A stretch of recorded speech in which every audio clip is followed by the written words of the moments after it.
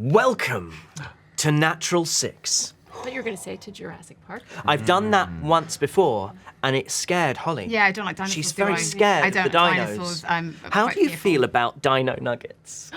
Like turkey dinosaurs? Well, no, because it's just bad food anyway. Oh, I don't think that's wow. fair. No, I don't think in that's the world fair. of If chicken Bernard nuggets, Matthews that are is- watching, we're No, open in the to world of chicken nuggets. No, we're absolutely not. Those here. There was a Bernard Matthews controversy. They were the Really? They were the ones that were like seen like, no, Yeah, they were horse. Like, she's been keeping them afloat. This was the horse meat. Was it the horse meat? No, that was What? Finder's crispy That was pancakes. ages ago. wasn't it? That Bernard was- Matthews, like gone. they're About not the quality of the life of the turkey. Yeah, not so, good. Okay, Oh, for okay, our alright. audiences who aren't in Britain or Ireland, Bernard Matthews was a stand-up comedian. No, Bernard Matthews is a brand of turkey product, mainly poultry products, but turkey in particular. Famous for their kind of child. Yeah, like the.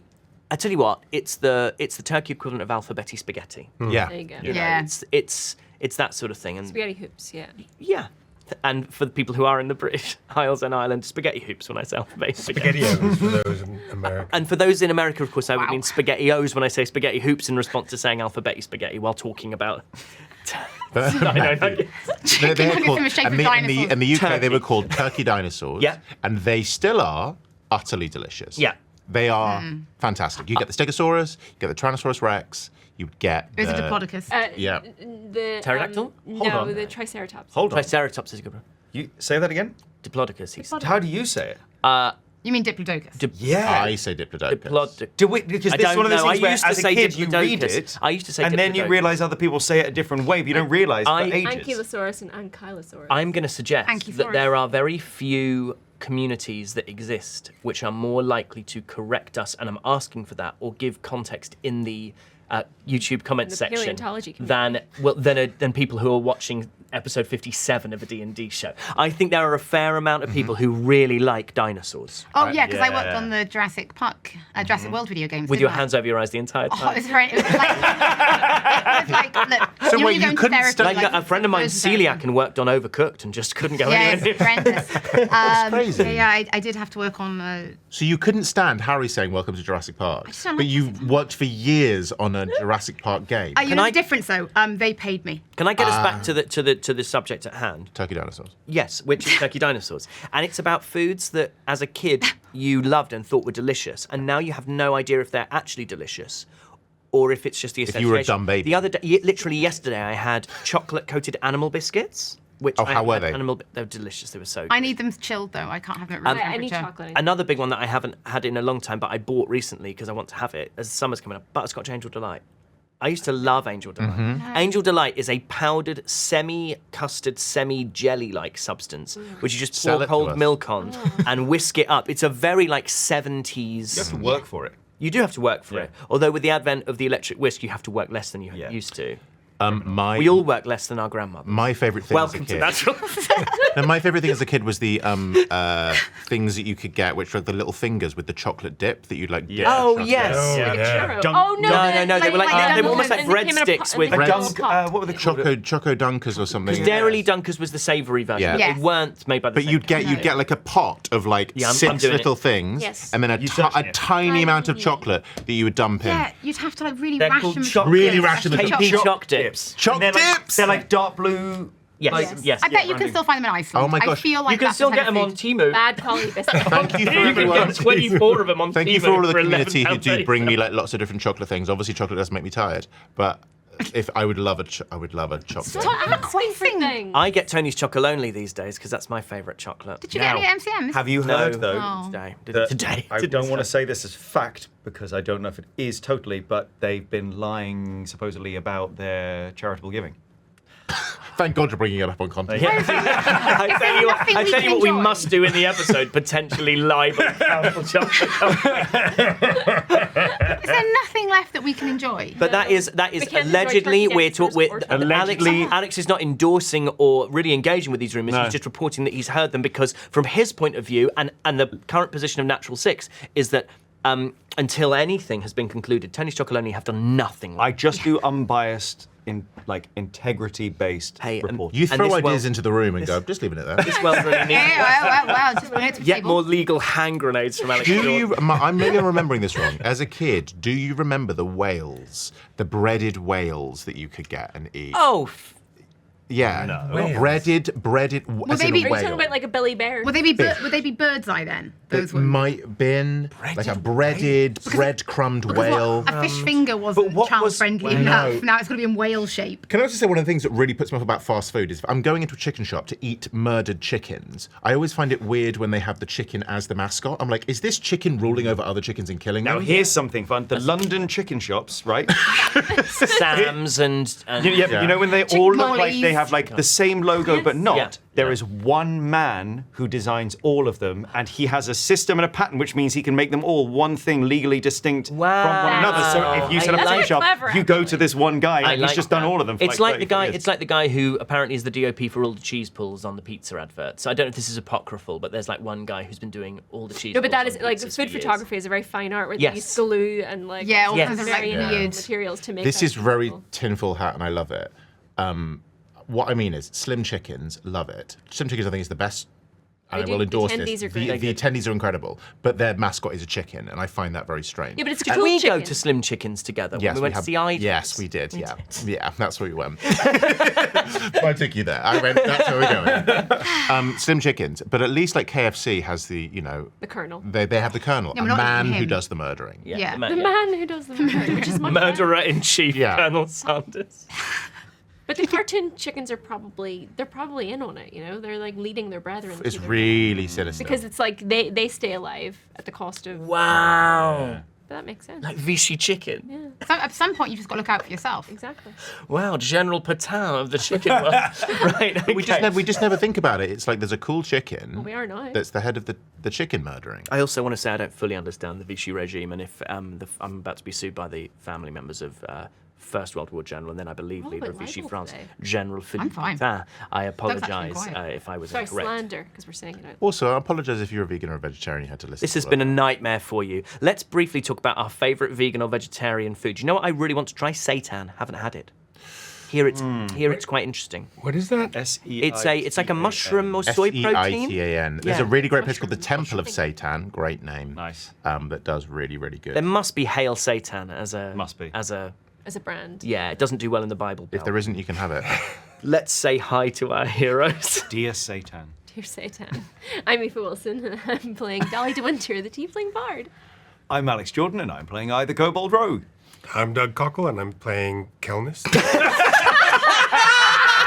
Now, to be fair to Doug, there was a weird energy we went in. Yeah, we went into it, yeah. No, I could see Alex was going to follow up on the Satan thing if he could have found something quick he enough. wanted to, couldn't, yeah, he yeah. bailed Yeah, out you know and when- just yeah, went yeah. higher. You know when you like, see those Red Bull challenges where they have to like cycle weird homemade bikes down really Yes. rickety, and sometimes you can see from the very moment they leave, baby, they ain't not, making it. yeah. Like, this whole thing has had that feeling about it. in a hay bale from the beginning. Hi, I'm Holly, and I'm playing Elwyn Grenweird, the human fighter. Did Doug... I don't give want the to expression. introduce myself. Did Doug not get to finish? I didn't Wait, get you to have a go. finish. Go back, go back, go back. Well, Go back, sometimes go back, Doug, we need to make rewind, sure rewind. Holly Back. finishes. Go Look, back. here I come. Oh, Go on. I'm Doug Cockle, and I'm playing Kelnis, the Dragonborn Druid. You heard it here first. First I've heard of it. I've already said my name. No, no, carry on. you I'll go. do it again. Yeah. Yeah, okay. Hi, I'm Holly, and I'm playing Elwyn Grenweird, the human fighter. It's better the first time. I thought that, actually. I'm Ben Starr, and I'm playing Radian Thornbear, the Eladrin wizard. And I'm Harry McIntyre. Just stir me up with cold milk and put me in the fridge in the 70s. Shall we play some Dungeons and Dragons?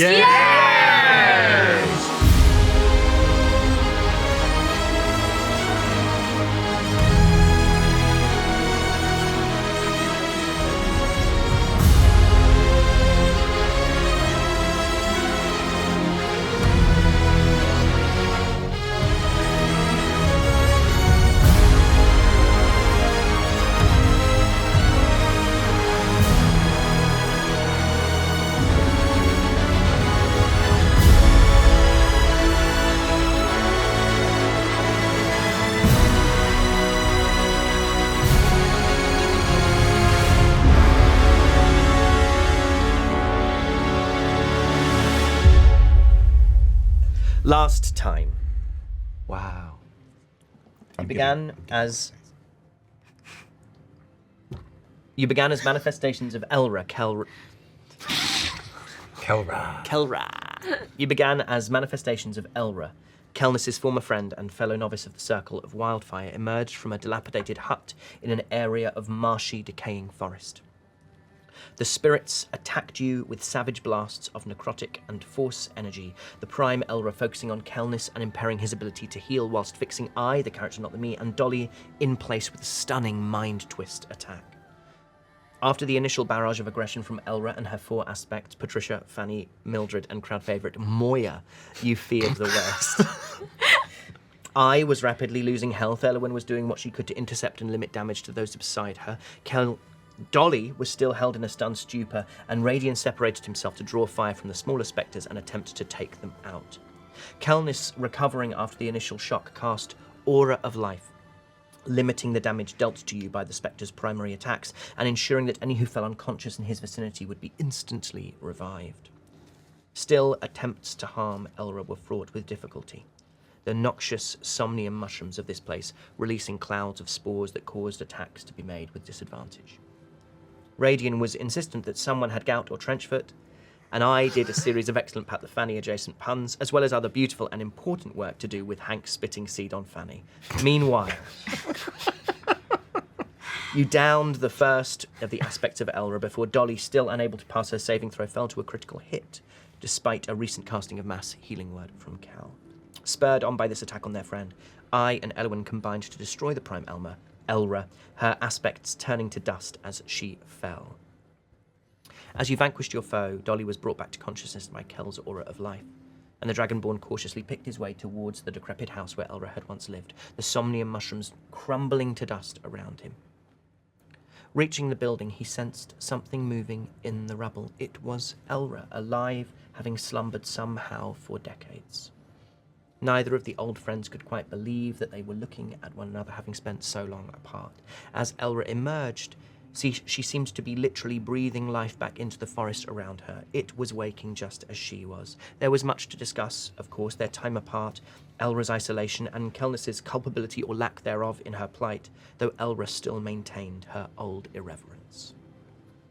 Kelnis told Elra that he had become a tree speaker, and offered to help her find easy passage through Lathi.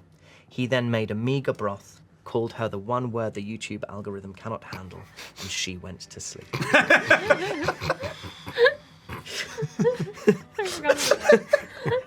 The rest of you decided to follow the stag still waiting for you at the edge of the clearing tomorrow. And the night passed without incident, though Radian and the rest of you dreamed vivid and unfamiliar dreams.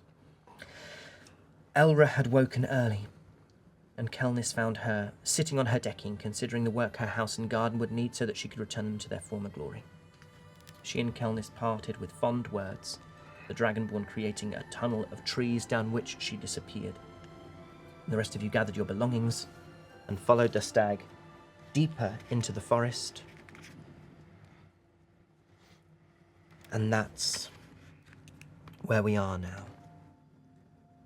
Back following this third stag after it has led you, as its forebears did, to people and places and things and memories of Kelnis. And just as all the others did before, this one walks with a steady stride, the trees moving as much as it seems to move, as much as you seem to move, alongside it and behind it.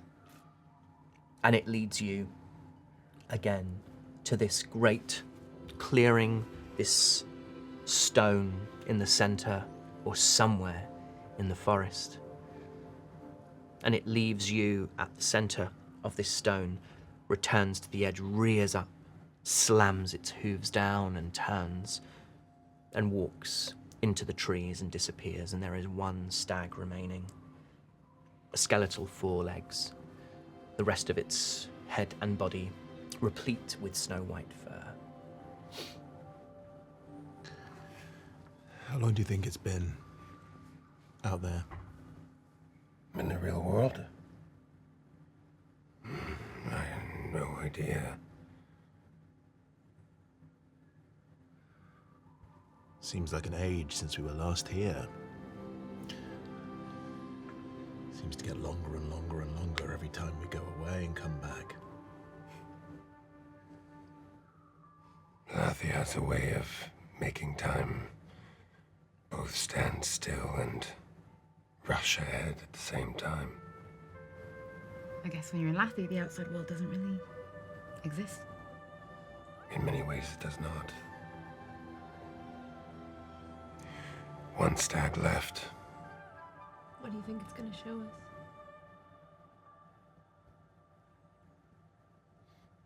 I don't know. There is one thing, though, left that I have not resolved in Lathy. Perhaps it will show us that. I wonder if the forest will even be kind enough to let you. I wonder if it'll even give you that. It seems to have given me everything else so far. But no trench foot. Yeah, that would be really unfair. I'm just saying, it's quite boggy. Is no one else feeling it? My feet are damp. What is a trench? That's a fucking great point. Oh my god, the edifice crumbles. You should just wear proper shoes for these kind of things. I wasn't really sure what we were walking into. But we've done a lot of walking. Like, you should have had proper shoes this whole time. How often do you change your shoes? I don't know, because I had proper shoes to begin with. Hold on. Didn't you get some nice boots? Yeah, aren't you wearing Why are somebody you else's not wearing shoes? the boots? You're wearing the shoes of From Grumble. Grumble. Didn't you steal a man's shoes? So that you could race people up a... Are you just carrying them? Collar. Not wearing them? What do you think?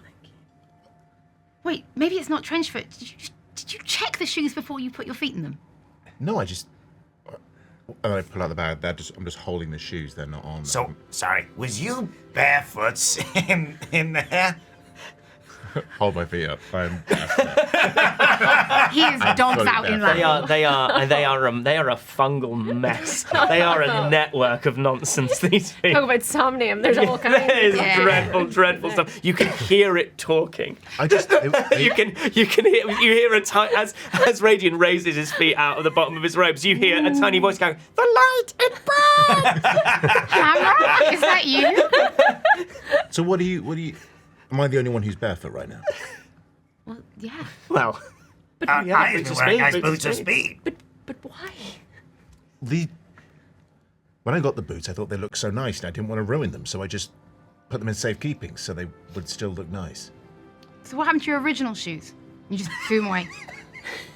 Well, when I turned into Calypso, they just never really came back. So the rest of your clothes came back, but your shoes didn't. He's a sneaker collector walking barefoot around Los Angeles. Well, no, I have different types of. I have other versions of the clothes. I just don't have extra shoes.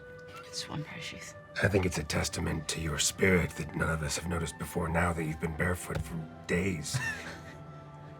Well, I'd hope you weren't directly looking at my feet. I don't really look at yours. No, I don't really like to look at you, quite honestly. Jesus. Do you think I should put these on? I think you should wear something on your feet, yeah. I think first you should maybe clean your feet before you put them on. So this part of the forest, Kel. It's the emotional journey that you've been Yeah. on. Oof. You recognize it? Been here before? 3 times so far. Yeah, you're still at the At the stone. At this point, the stag with these skeletal forelegs just turns its head and starts to move very slowly towards the tree line. Shall we? As long as you're ready. I'm ready. So it's a full stag with 4 skeletal legs. Skeletal for. Yeah. It's a stag and it's just its legs are skeletons. Skeletal forelegs. F-O-R-E. F-O-R-E. 4 legs. Front leg. Not number 4. So its front legs are Front skeletons. legs. Yeah. Everything else is normal. Not 4. Yeah. I thought 4, you know, like when you get those social media videos of people like shave dogs' legs before they Yeah. show. That's and then in my Yeah, oh yeah, I should say it has a cone.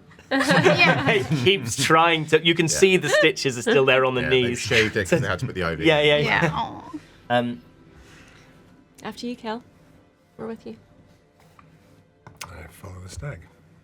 I've been having you in these moments roll d4s, but there's nothing left to roll. You have...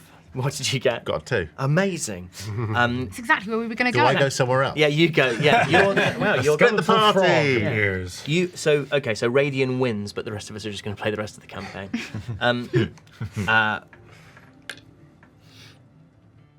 The forest has shown almost everything that it has for you to you, and there are only a few echoes, the sounds of which these stags can lead you to. And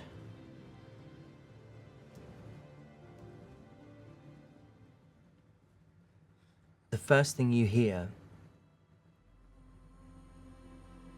is a kind of noise, a vibration, a buzzing in the trees. And the stag leads you nearer to this sound, and it grows louder. And it leads you into through a tight wall of bracken and branch. And there is a darkened, gloomy clearing. And there are bodies here. Bodies that have laid decaying for so long that all that is left is bleached bones and teeth. And the forest has grown as if to consume these bodies. They lay on the forest floor among the vines, slumped as roots grow through them and tall grasses tower over them. And this buzzing is louder and louder. This is not a place I know. Oh, Forrest likes to hide secrets, I suppose. Could I look up to see if I can make out where the buzzing might be coming You can roll me, I think we'll call that investigation.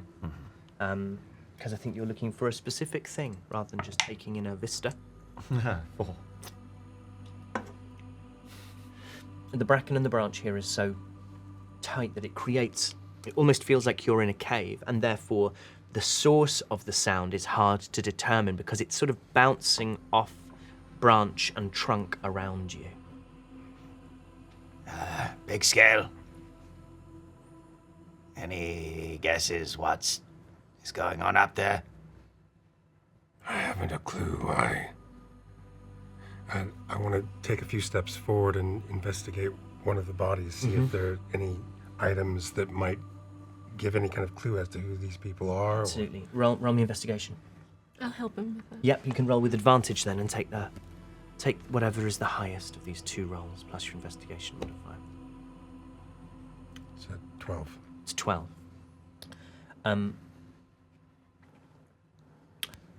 You move towards one of these. To call it a corpse is almost to imply that a level of flesh is still attached to it. You move towards these skeletons, and you see that strung would have been across the chest. There is a decaying leather strap with a bag, like a satchel or haversack, attached to it. And within that satchel, you find some beautiful cut glass bottles. They have these handwritten labels that are peeling away, and you can smell within them the last remnants of oils, even stoppered. The quality of the stoppering of these bottles is so good that even though it must have been a long time that they've laid here, there is still a little bit of that patchouli and cedarwood and eucalyptus. And Cal, you recognize these bottles immediately. These are your mother's bottles. And this is your mother's handwriting and your father's handwriting on these labels. What does it say? I I do not understand this. No. I hold up one of the bottles and I show it to my friends. This was my mother's. How does you know? It is her handwriting. So you can nose a person by the ways that they write? Mm-hmm. And it is what she used to make.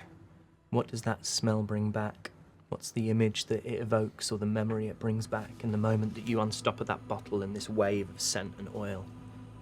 It brings back memories of sitting on my cot in our home when I was very young, before she passed away, watching her make soaps and oils and perfumes to sell or to give away. She gave away as much as she sold.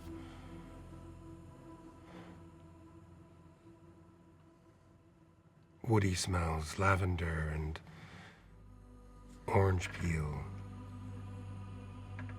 lemon zest, sandalwood, cedar.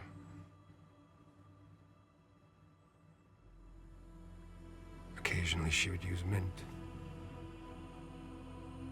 but that was for special scents. Who are these people? I do not know. How many people are around in the area, the bodies wise? Some of the bodies have been here so long and have been overtaken by the forest more than others, but you would say it looks to be around 12, around a dozen bodies. I'm going to have a look at some of the other bodies as well. Roll me investigation. 26. Okay. So you discover a few things as you start to, as Kelnis lingers near this bottle. I think it's felt like I and Dolly were reasonably close to him. Perhaps Elowin is somewhere in between. Radian takes the initiative and starts to move around this gloomy clearing with its wall of foliage and tree, and starts to examine more of the bodies. And one of the first things that you locate is that within the rib cage of one is a wasp's nest. And it's there that you sense the source of the buzzing. These wasps that are buzzing without any sense of aggression, but sort of urgently and with that sort of these sort of jerking, fast movements around, looking for whatever could be a source of food. And you also see that in the grass and even gripped in the skeletal hands of some of these are, in some of the bodies, are weapons, rusted weaponry. Enough that you can imagine everyone here would have been armed. And there are two things that you find in particular on two of the bodies. In one, you find a flute in a bag. Yeah. Much of it is moss-covered and rotten, but something beautiful is still visible. And it looks to be a nigh-on copy, although the chronology of it would make it the original of Calnus's flute. And the other thing you find is a piece of parchment in a small parchment tube, like a roll. I'm going to open that. And it says, Pavel. When you reach the village, the amulet is all that matters. It should be in the possession of the tree speaker. Find him if you are able. You should meet with little resistance. From all we hear, they are not warlike people. Nevertheless, our actions in this matter must remain hidden. You are to spare none on behalf of the prince. I hand both of those to Kelnis. I read the parchment first. And I read it to everyone. it would seem that these people were sent to destroy my village. They were after your amulet. But why did they take my mother's perfumes? Maybe the people of the village, maybe your mother was expecting them. She was dead already. We had a small collection of things that she had made before she passed away. And then he sees the flute in Radiant's hand. Looks a lot like yours. And he reaches out and he takes it from Radiant. And he looks at it, and can he tell if it is? It is.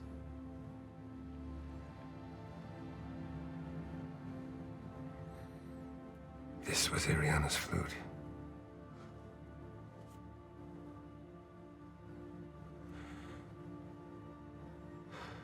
What happened here?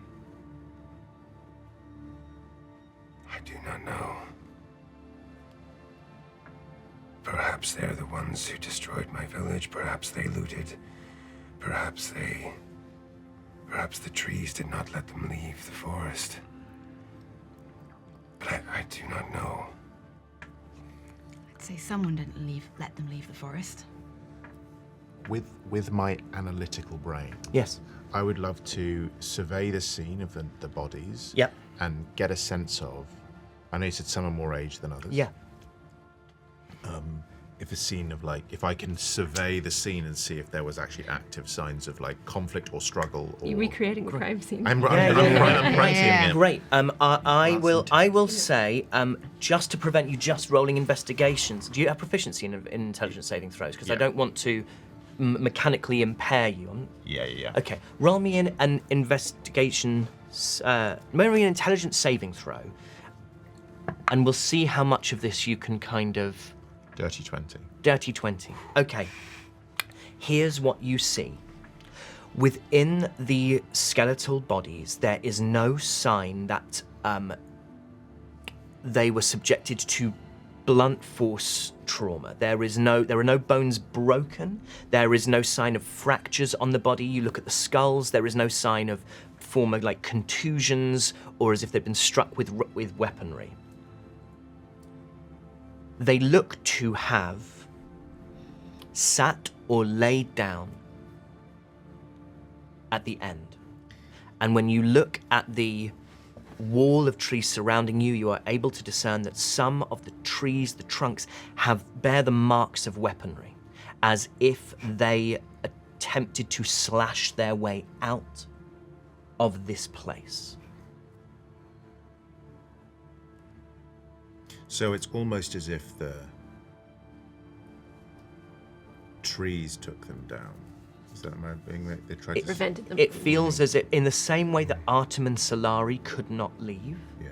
They starved. it feels as if the trees did not let these people, either going somewhere or coming from somewhere, did not allow them to reach where they were headed.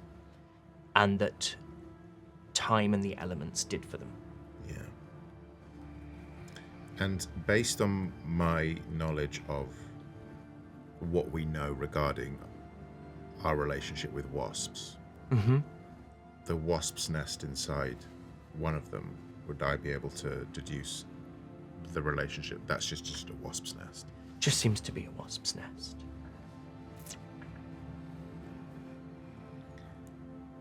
I think these people were clearly sent by whoever this prince is. Do you think they were us? Do you think they were the web? Can we look for web markings on them? You can roll, anyone who thinks they would have this impulse can look for, can you try and examine the handwriting? What would that be? An investigation check. The handwriting. I think it would be the handwriting. I would say you have. What did people get? 18. 18. 28. 28. I'm rolling high today. You have seen the web sent messages. On behalf of the prince was how the web signs off messages. With an 18, you would recall that.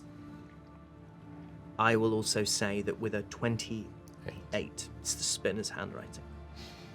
You've seen documents, letters, occasionally that would be given to your kind of chapter heads, unlikely to be to you, although Dolly, you may have seen things, that would have been signed personally by the spinner on behalf of the prince. It was the web. And we know why. It was after the amulet. Same reason they wanted this. I'll just hold up the deck of cards.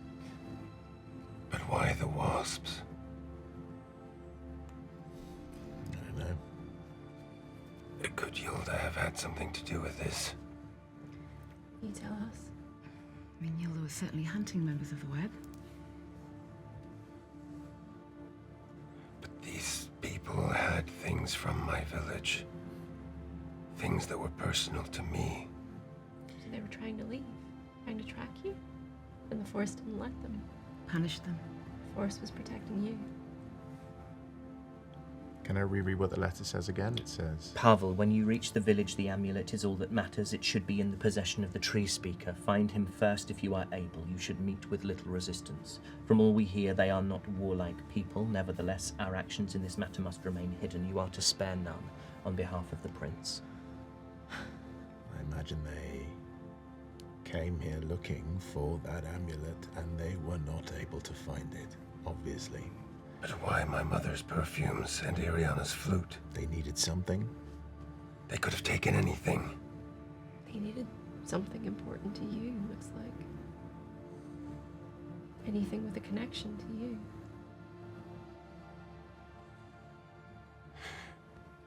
And Kel has this thought. It just... Where did you find this flute? Over there. I go to the skeleton and I look to see if it's Iriana, if I can ascertain that in any way, shape, or form. I'm going to say you can roll me. I'm going to do something a bit unusual in as much as I'll have you roll investigation and nature, and I'll do a combined DC across both those checks, because essentially you're trying to understand decay of bones and soft tissue, and you're also trying to figure out how what impact the forest could have on this, and if this is someone that you know. So I think it's kind of more than one. Combining the two. Yeah. So roll twice, once for investigation, once for nature, and give me the I'll set a combined DC in my head. Investigation is an 18. Mm-hmm. Nature's a 24. Okay. Well, I had a DC of 35 in my head. This does not appear to be Iriana. This is a. This is not an elven skeleton.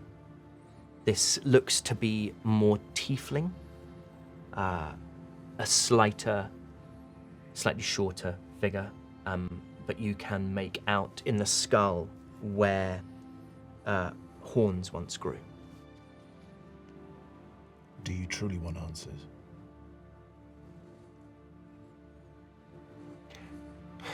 I don't think that there are any answers here. I'm going to kneel down to the corpse. And I'm going to cast Speak with Dead. Okay. Let me have a look at this. Cool. So Speak with Dead. Speak with Dead. Give us Would you give like us me to this. read, Yes, please. Read it. Yeah. I grant the semblance of life to a corpse of your choice within range. Allow it to answer questions you pose. The corpse must have a mouth, and this spell fails if the deceased creature was undead when it died. The spell also fails if the corpse was the target of this spell within the past 10 days. Fingers crossed.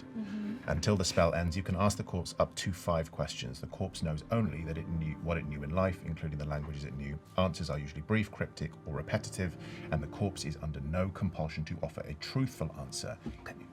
Yeah, if you're antagonistic towards it, it recognizes you as an enemy. Yeah, great.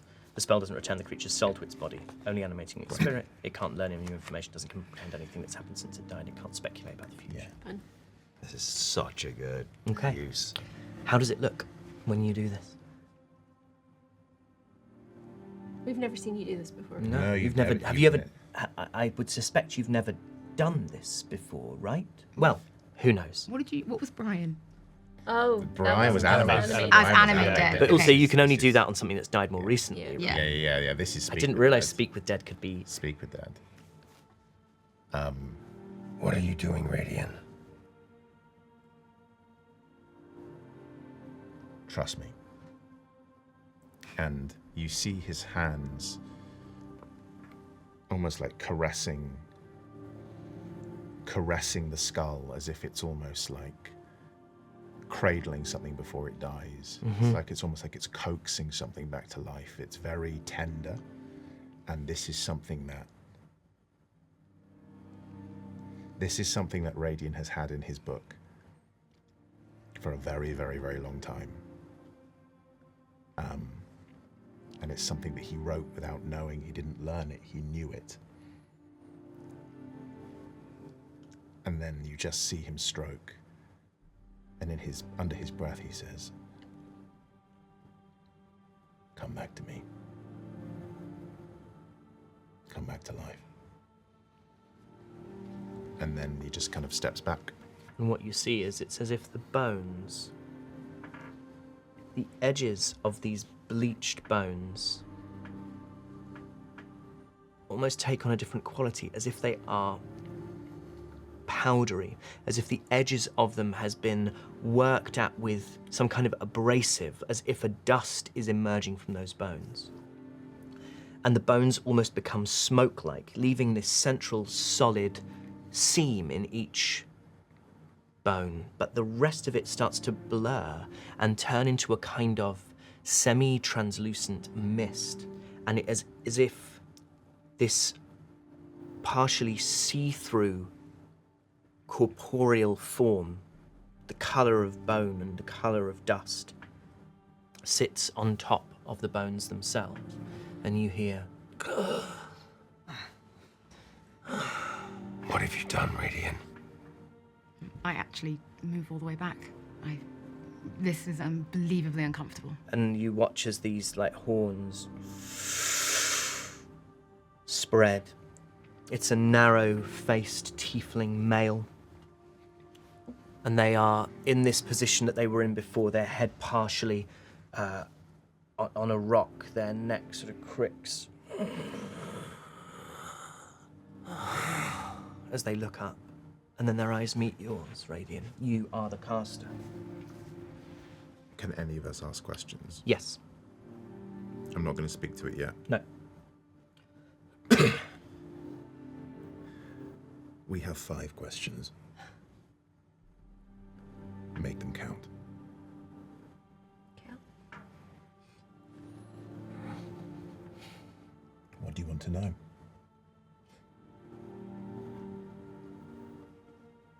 Which corpse was this again? This is the corpse of the tiefling that was holding the flute, or had in their thought of it, possession yes, Iriana's yeah. flute.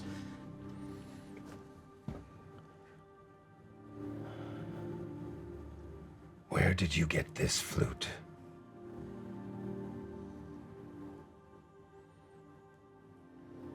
They look... They almost have a moment of... For them, they have blinked. For them, their eyes have closed, and however many years later, their eyes have opened again, and they are stood before 5 creatures.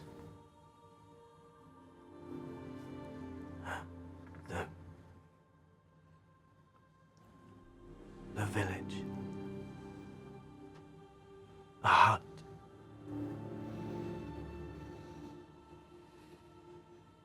We needed something. One question. Should we ask them how they died? He might not even know that he has. But also, I feel like that's We already know the answer to that one. Yes.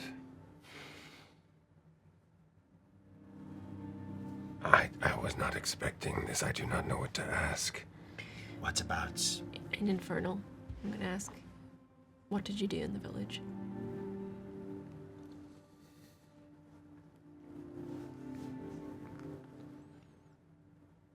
What was commanded of us? As quickly as we could. You will not have understood that, anyone else here. That is 2 questions. Maybe you asks why they needs the flute and the bottles. It might been something they needs to use to tracks you. Need to be very specific. Otherwise, it might just be. They might just give a very vague answer. What did you ask? I asked what they did in the village. They just said what they were commanded, which we already know. Ask exactly what you want to know the answer to.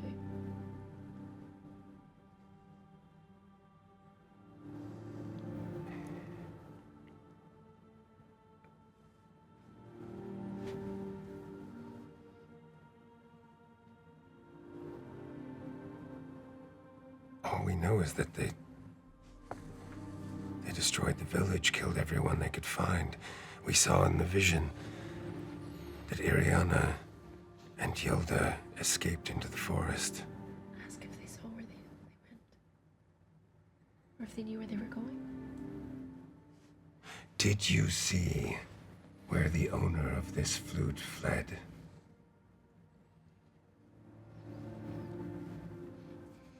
Into the trees. And the trees would not allow us passage. They bled. We could not follow the trail. Who were you in life? That is 3, this is 4.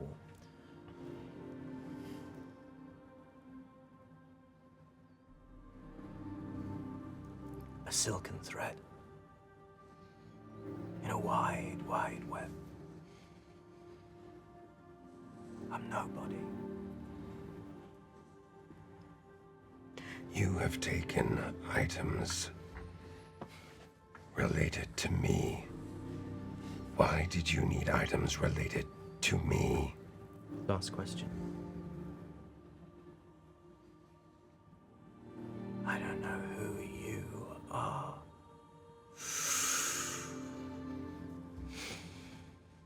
And the shadow and the smoke and the dust of this semi-translucent face returns to the bone of the skeleton, and everything is still.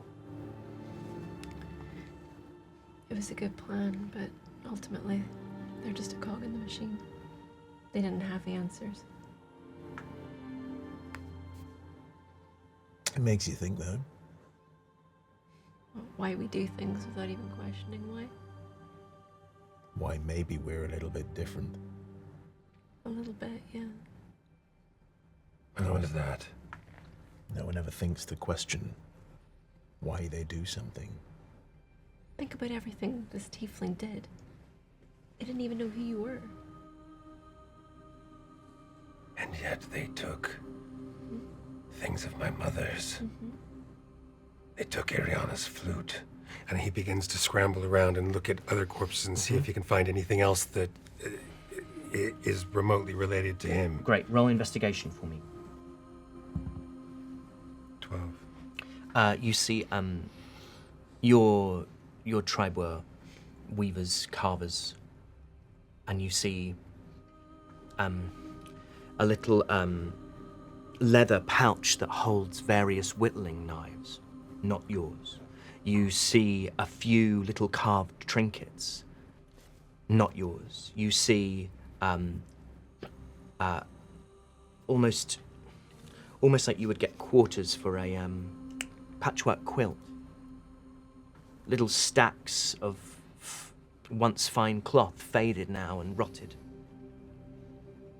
It's like they just took anything of value, or that could have been deemed of value, anything that was fine work. Maybe they was just taking things they liked without thoughts. Just Thieves. what goods was they to those in the village anymore? Kel, stop. There is more to this. There is not more to this. There is more to this. Kelnis, there is nothing more to this. Kel kicks the bones near him. I know your frustration. I feel it. But we did not question when we were asked to kill Alea Dakar. We did not question when we were told to burn down these houses. We didn't know what we were doing. Do you think they knew? Doesn't lessen the impact of what they did. But you will not find meaning here. And yet there is meaning here. You were so desperate to look for it, you brought back the dead. You still learned nothing, somehow made it worse. Why would the stag bring us here? What is the point? We know the village was destroyed. We know... Because now we know it was the web. And now he knows they didn't get what they came for. Mm-hmm. We also know they didn't get out. And he knows it was because the forest. Had your back. The forest. The forest remembers. The forest took an eye for an eye, Kel. Cal walks over to the nearest tree and places his hand on the tree, and he asks, "What do you know of what happened to these people? What do you know? What memories can you share?" Roll me nature. I'm going to talk you through my internal logic here. Some of the trees in Lathi are ancient trees that essentially are seedlings of that Thaelon brought, that she created this forest. Others are tree speakers, the souls of those who've communed with these trees as the forest has grown. So there's a sort of lineage of the tree itself, and then there is this secondary layer, which is those who've known it. And the tree speakers in death return to those places in the forest they love the most. I'm going to suggest this clearing is unlikely to be any tree speaker's place they love the most. Most tree speakers can only speak with the trees in the immediate vicinity of their village and those that protect their village, but there seems to be something different with the way you can interact with this forest at the moment. And the forest and the stag and a combination of those things is leading you to places that have resonances and memory and meaning for you. So I will say what you speak to is essentially an ancient tree or a once sapling or once seed of one of the very first trees. Have you rolled nature? Not yet. It's a dirty 20. Okay.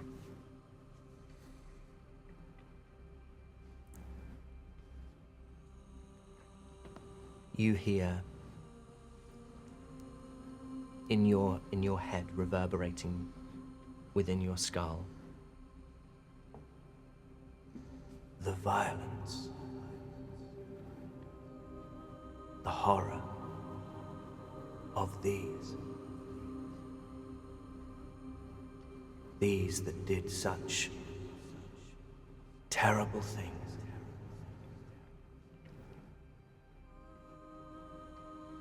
We did not know what to do. And so we held them here. And now we guard our forest with greater care than before. It is because of these that we did that.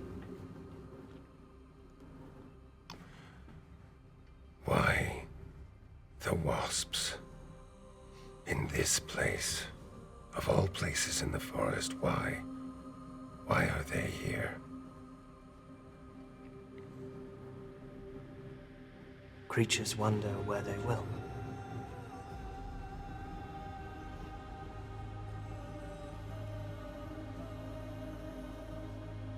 You have nothing more. You saw... Did you see a young elf, a male elf with a burned face?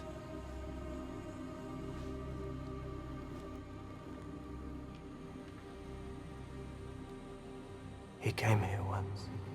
When? Time is an abstract concept to these ancient trees.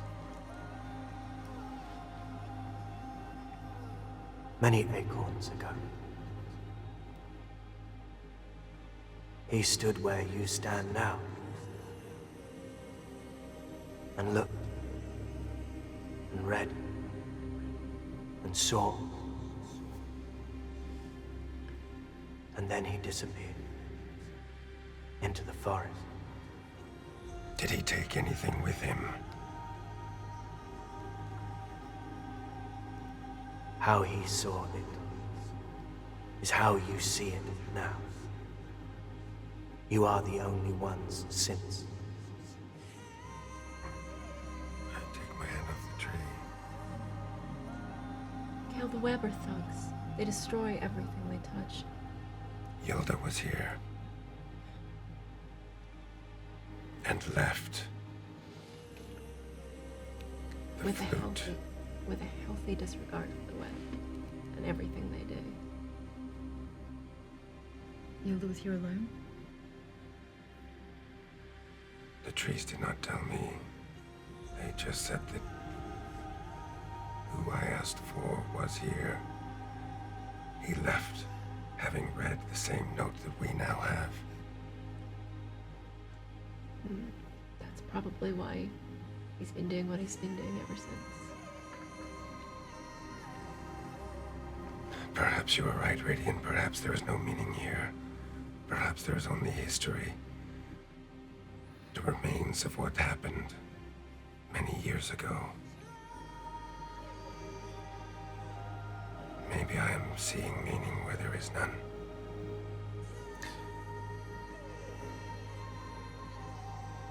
Kel, there is meaning. There's great meaning. But it's what you choose to take from it.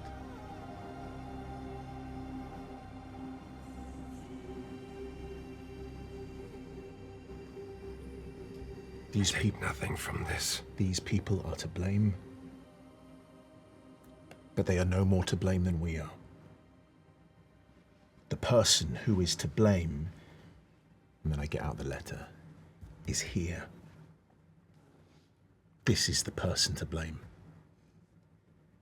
The very reason that we are in this forest right now is written here. That is the meaning. I still do not understand why the forest would show me this, why the stag would show me this. Perhaps there is no meaning. Perhaps this is just confirmation yet again of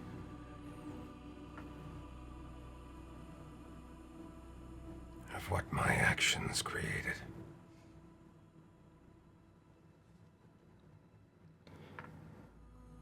It's cruel and you are tired. Believe me, I resent this place as much as you do.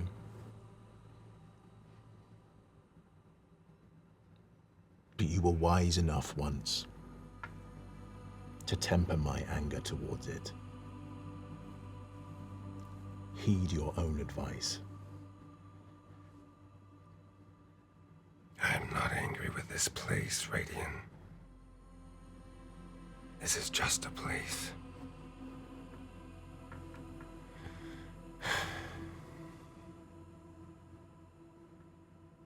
I pack up all the perfume bottles and remnants of soap and whatever was my mother's. And I pack the flute very carefully in beside my own.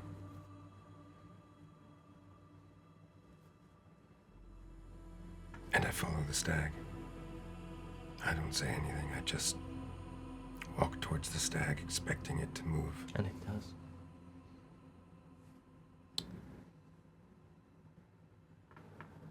And it leads you through the forest deeper, and you see that above you night is falling.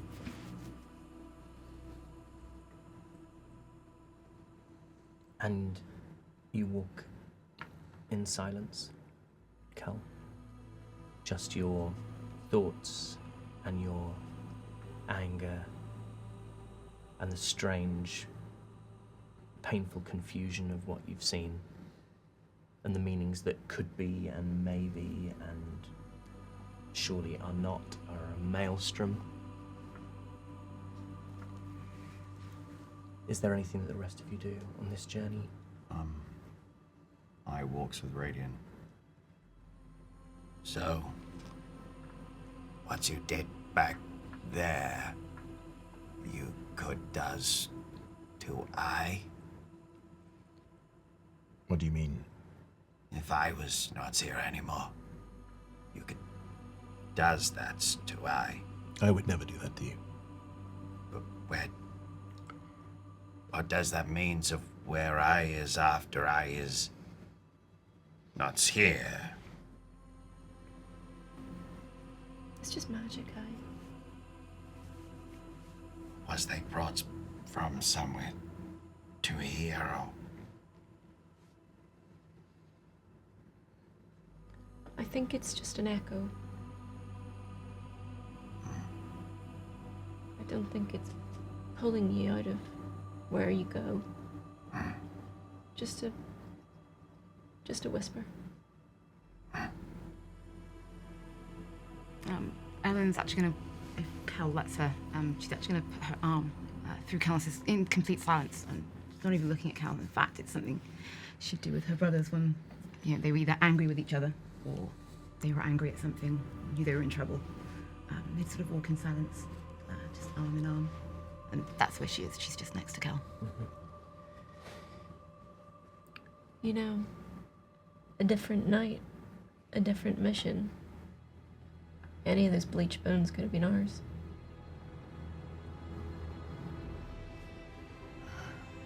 There would have been a time I wouldn't have asked questions either.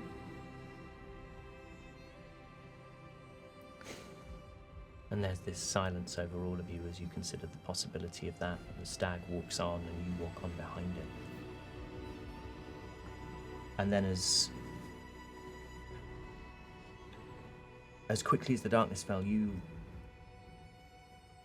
realize, Kel, that far off, beyond the stag and where the stag seems to be leading you towards, there is a red glow. And you move towards it, all of you, all seeing this glow. And it leads you to a village of sorts. This is it's far smaller than any village that you have yet seen in Lathi. There are these large huts, though few of them, large huts of stone, mud roofs and thatch from dry grass, fallen twigs. And the trees stretch their branches above these huts so that little of the sky is visible, but the brightest stars just glow through the tightly packed leaves of the canopy. The village is clean, tidy. There's a well-tended vegetable garden that stretches all the way down one side of it. And at the center of these huts is this fire, this vivid fire, blood red. With the exception of Kel. Could everyone else roll me perception checks, please?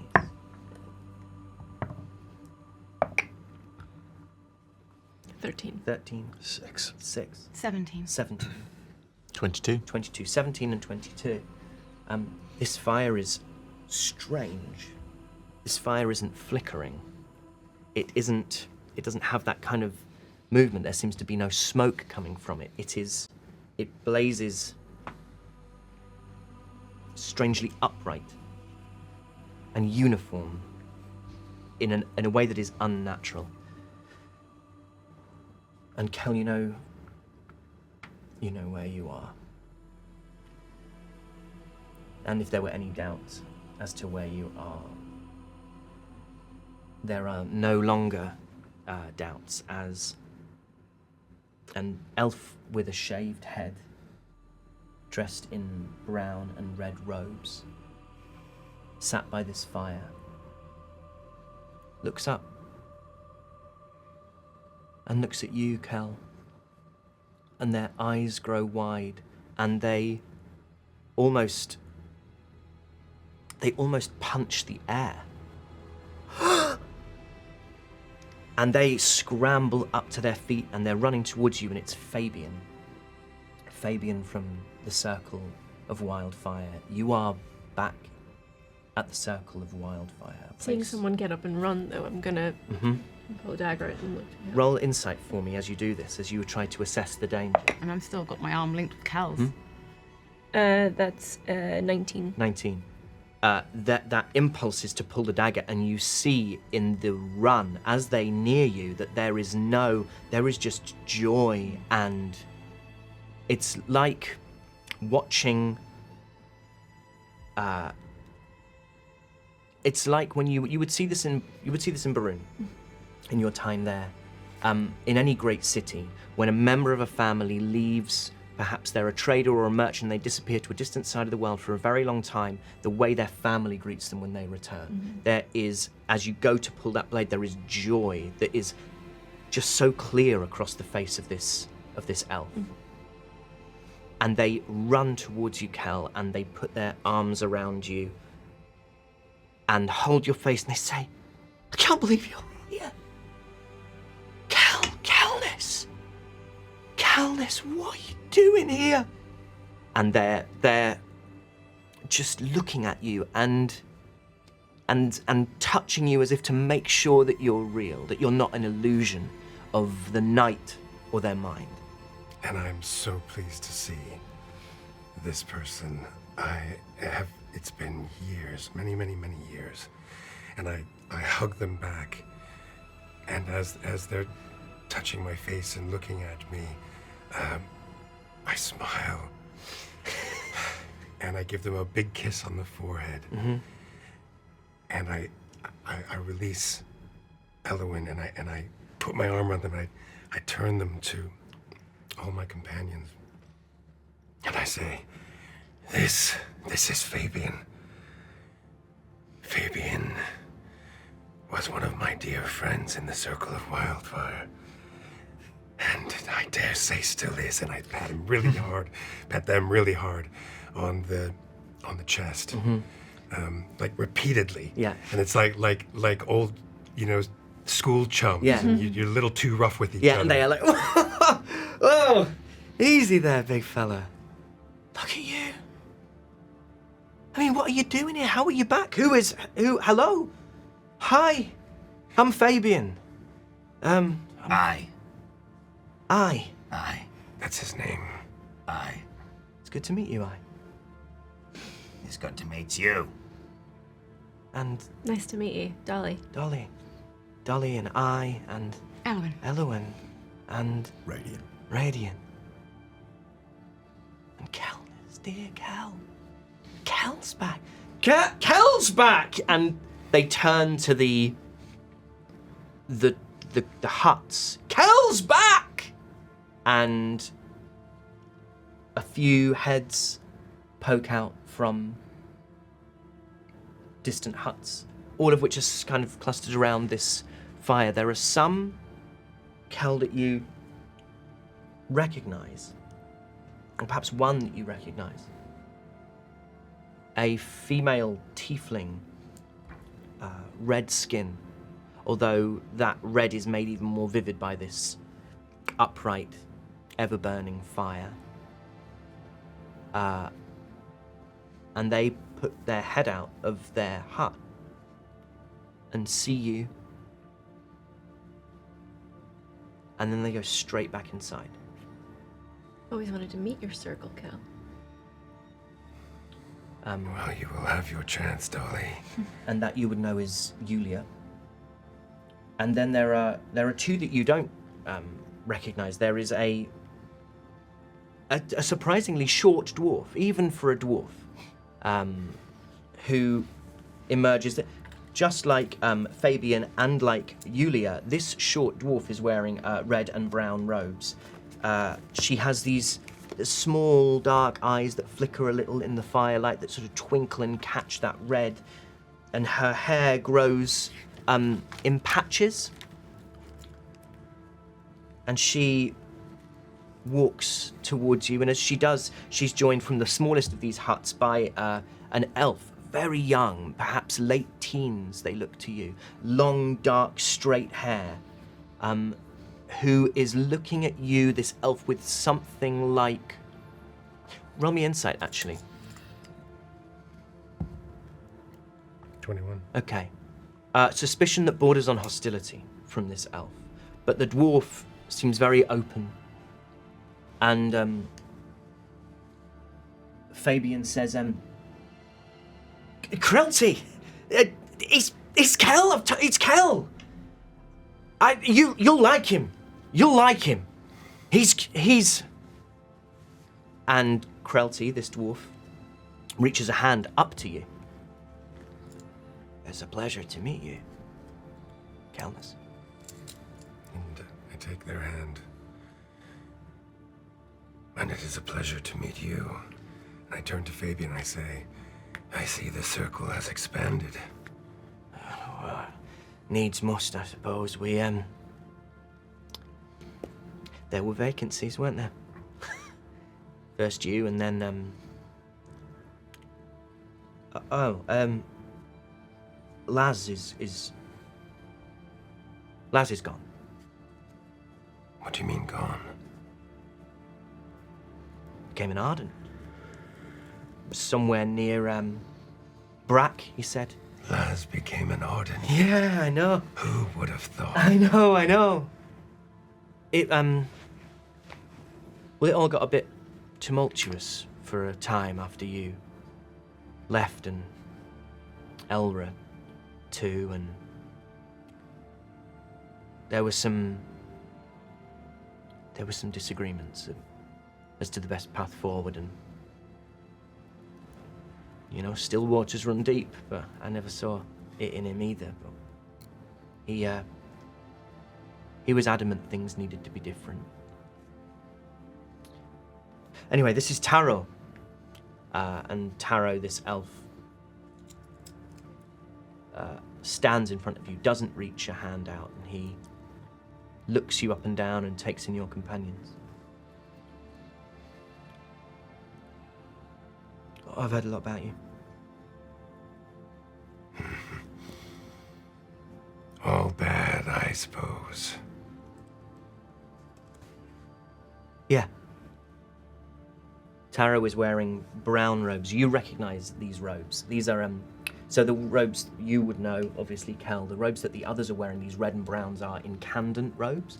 And Taro is wearing kindling robes, which you also would have worn in your time here. You were never made an incandescent here, nor was Elra. Laz was an incandescent, but has since departed. And you are a Kindle. For now, yeah. Well, Kindle Taro. Don't believe everything you hear. He looks a little wrong-footed, a little unsettled by this, and looks, in fact, to Krelty, the dwarf. And she just puts her hand up.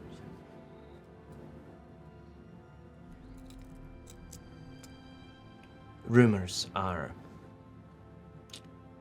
too often augmented by the Taro.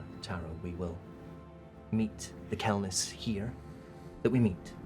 We will speak with the Kelness that exists, not the one that we may have heard anything about. And then she smiles and looks. She says, for good or ill, you are who you are, and that is who we are fortunate to meet. And I reach out and I put a hand on each of their shoulders and I say, and sometimes perhaps you should believe what you hear. Roll me a are you being playful or are you trying to intimidate? Okay, roll me a sort of persuasion check, and we'll treat it like a sort of almost like a charm check, I guess, to see if you manage to break through some of the iciness of Taro in this moment. 12. You feel Taro tense under your touch, but Krelty meets your eye and gives you just the barest smile. It's not as bad as the gods, is it? No. It would be interesting to know what they have heard at some point, though. Because we didn't. There's nothing, we didn't does the thing. It's not Oh, no, I refer to my time in the circle. Oh, then probably did it. The one person who obviously is not here, is Kindle. Kindle's hut is there. You can see a little swirl of smoke emerging from the chimney of Kindle's hut, but there is no sign of them emerging into this space to see you or to greet you. So I look around, I clock that I don't see Kindle, and I ask Krelty, is Kindle still ardent here? Yes. They are well.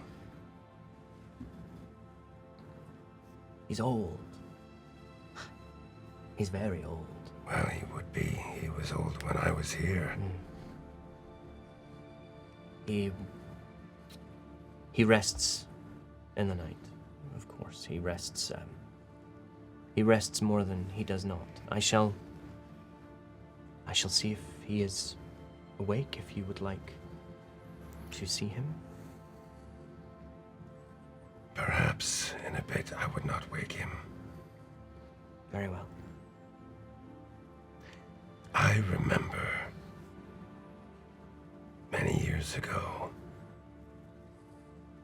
this circle had a recipe for parsnip and carrot soup that was divine. Krelty looks to Fabian. Krelty's been here much less time than Fabian, and Fabian goes, yeah, Morag's recipe. I've got it somewhere.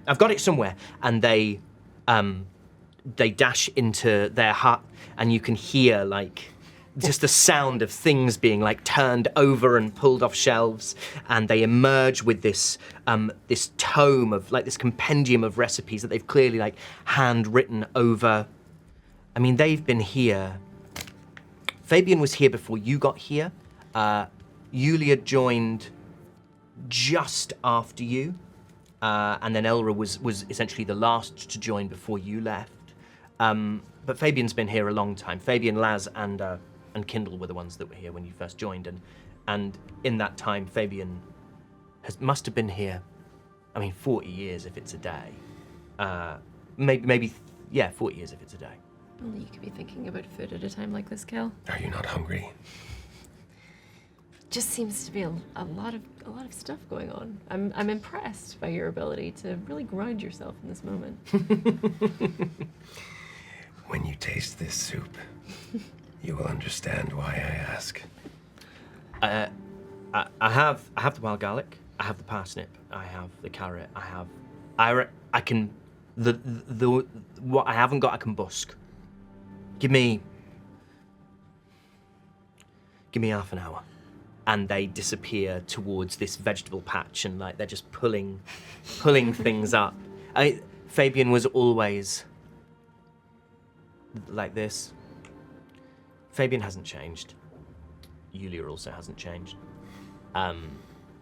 Fabian just has a joy in simple things. Fabian once talked to you about how they began and where they started and where they came from, and there was enough hardship at the start that they've never lost gratitude for what this place is and for the peace they've found here. Although they'd probably, in a way, be a wonderful Ardent, they were never going to leave. It's the least surprising thing that they're still here. And now you can hear them feverishly pulling up root vegetables, and they've got this little basket that they're sort of laying it in. You hear them mutter to themselves, keep the tops for the stock, keep the tops for the stock, as they're going through it. And Krelty says, your hut is still your hut. My hut. Kindle.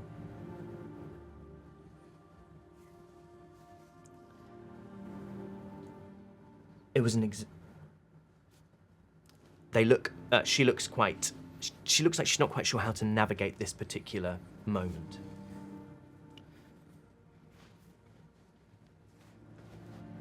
It was decided that your hut would not be repurposed in the usual way, the materials would not be reused, because you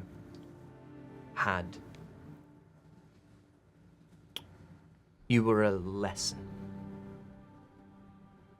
in what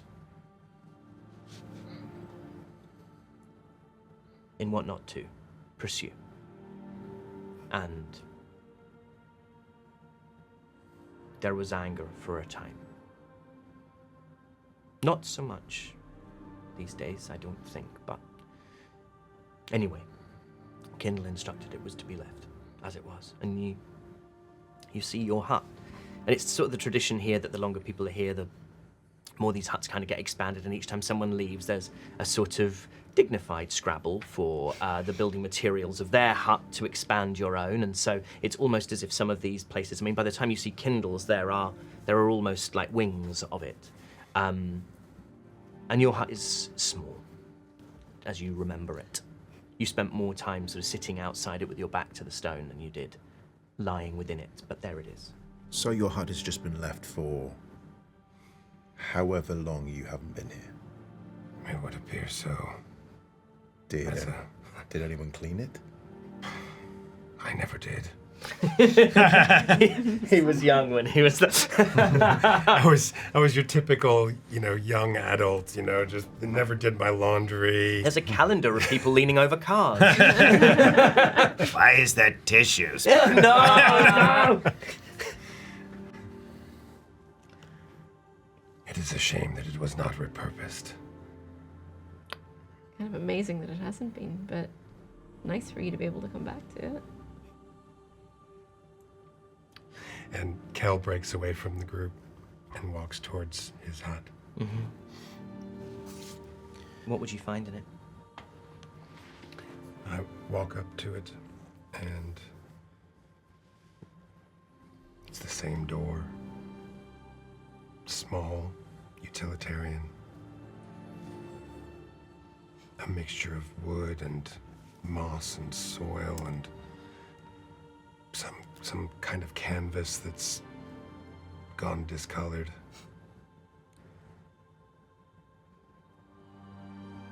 I reach out and I push the door open. And it creaks on its hinges. I have to fix that. And I step inside, and it's the same as it was when I left. There's a cot on one side, and a small table and a stool on the other side, and what looks to be like a dresser, but it's not a dresser. It's more like a series of shelves with little shutters that can be closed over items. And there are still things here. I open the little dresser, and my robes, moth-eaten, Smaller. much smaller, are still there. Little carved objects, a few spoons, unfinished. And in the corner, there's a little, a broom made out of twigs, the really simple kind that you see like medieval people sweeping things up with. And I reach out, and I've become Canadian. I reach out. I reach out and I grab the broom, and I begin to sweep the dust off the bed and off the top of the table and the little dresser, and I begin to sweep the dust out of the hut.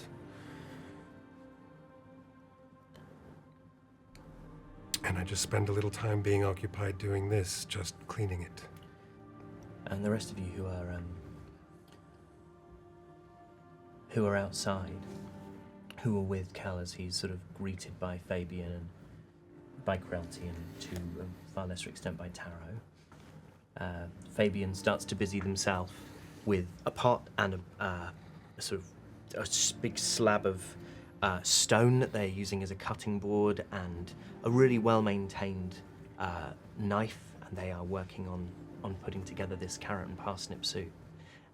And Krelty looks to Taro and then looks to the four of you that remain and says, well,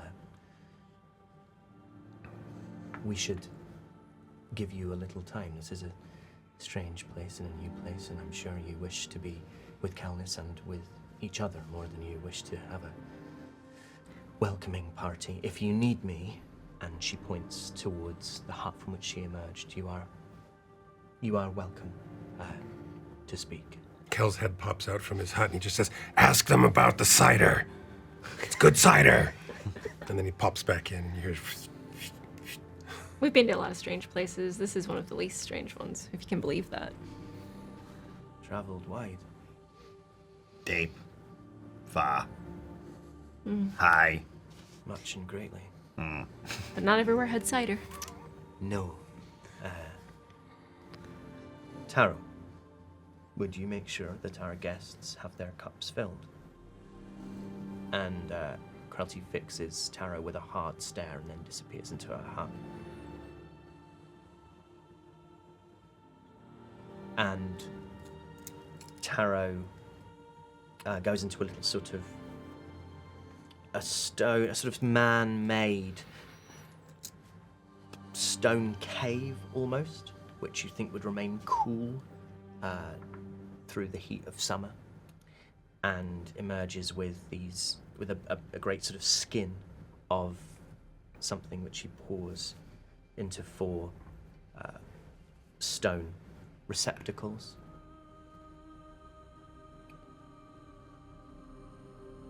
Well, she said if you need her, you know where she is. And he turns and walks back to his own small hut. Smaller than Kel's, in fact. What's his? To Krelty. What's his their problem? Krelty's gone as well. What's his their? I is gonna wander over to the hut. Where Kel is? Where Kel is, yeah. Takes a look at the door. Big scale. Picks eye up. Why? Picks eye up. I put the broom down and I grab by the door, just here. And by the hinge, just takes a little look and goes, Yeah. and casts grease. That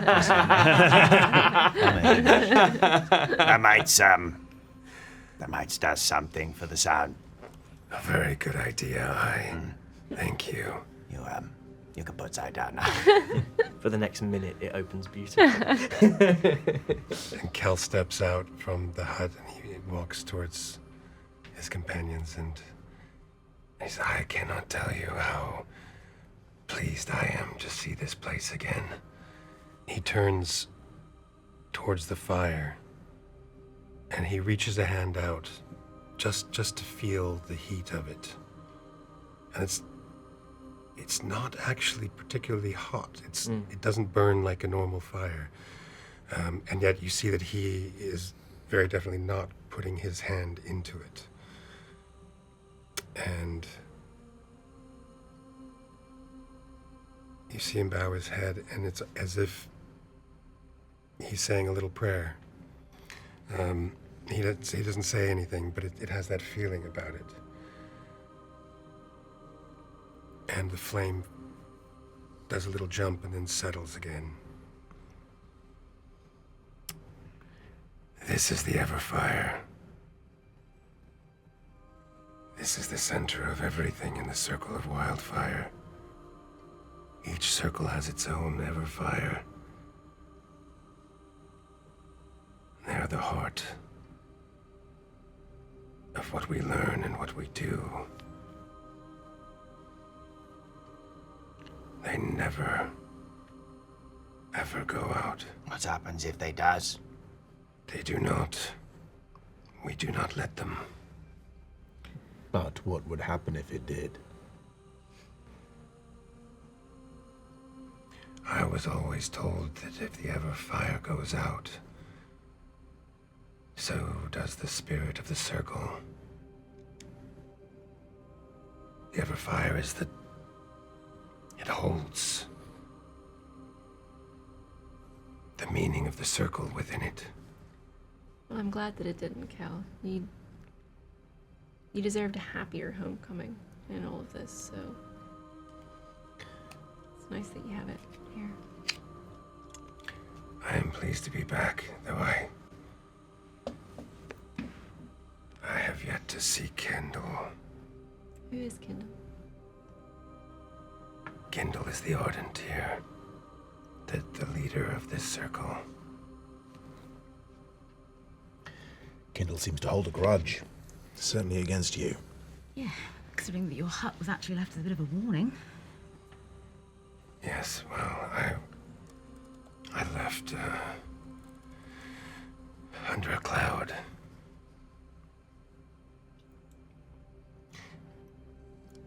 I hope that Kindle has forgiven me, but I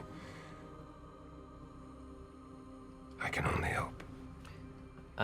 What the rest of you see, if you'll allow this, is that, like, Kel, who's always been the eldest of you by such a long way, suddenly feels young. The way in which he talks about Kindle, there's like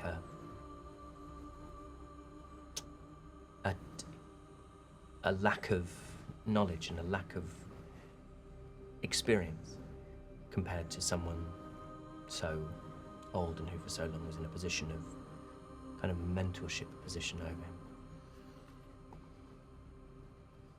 If I might say something before you see Kindle again. Kindle remembers who you were. The last time you saw Kindle is the person they believe you to be. In the years since you've seen them, that idea of you will have grown and grown and grown against your will. You will be that person to them. Ignoring all of the things you've seen, all the things that you have become, the ways you have changed. Kindle doesn't hold a grudge against you now.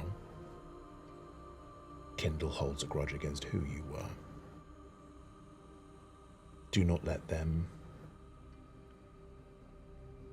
speak ill of the person you have become.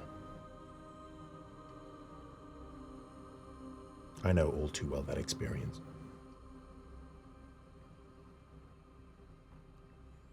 And Calnus opens his arms and wraps Radiant up in a big bear hug, and he says, "Look at you. Look at you being all wise. Wonderful. It is good to see, Radiant, and you are correct." And he lets him go. Yeah, no, I learned from the best. Soup's up!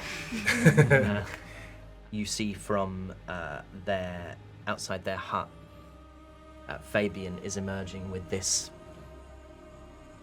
pot of carrot and parsnip soup, and you can smell it on the air. Callan, it smells like it used to. Oh, do you smell that? You must use a wooden spoon. This soup tastes best with a wooden spoon. But Cal, where would we get one of them? Very funny, Dolly. Can I look in my bag? Yeah. Can I- 2d12. It's like old times. So, 16. Yeah, it's always your downtime activity. We've had that arranged since session 0. Can I pull some out and start showing them around. It seems I have accumulated more since the last time, and then I find even more inside the boots that were also in my bag. Did you put the one I gave you in there? Oh, Radiant, there's a good one in there. I It's don't a want to really eat. nice one. I don't want to eat one from the boot, though. That's fine. They've been in there just a few days. He hasn't been wearing them. I'm not eating soup from a boot spoon. I'll have the boot spoon. I'll You have have there's the loads of them. You haven't got to have a boot spoon. Find the butt spoon. I Or the carved butt one spoon. that's a Oh butt. my. Have you got any Oh no, I clean kept that spoons? one. Fabian by now has reached you, and they go, "Oh, you can always just stick it in the. I can stick it in the Everfire for you for a minute. It'll sterilize it. If you're concerned about the boot spoon, it'll purge everything." Yeah, Ellie. But it doesn't burn, right? You can put a wooden spoon in a fire and it won't burn. No, I know what I'm doing. Okay, crazy magical fire and butt spoon. Great. This is completely normal. Mate, I just want to say, there's a boot spoon and a butt spoon that's shaped like a butt. It hasn't been in my butt. If I put I's claws in there, is it like washing I's hands? No. Oh. I don't think you should. I think it's their fire. That's my fault. We and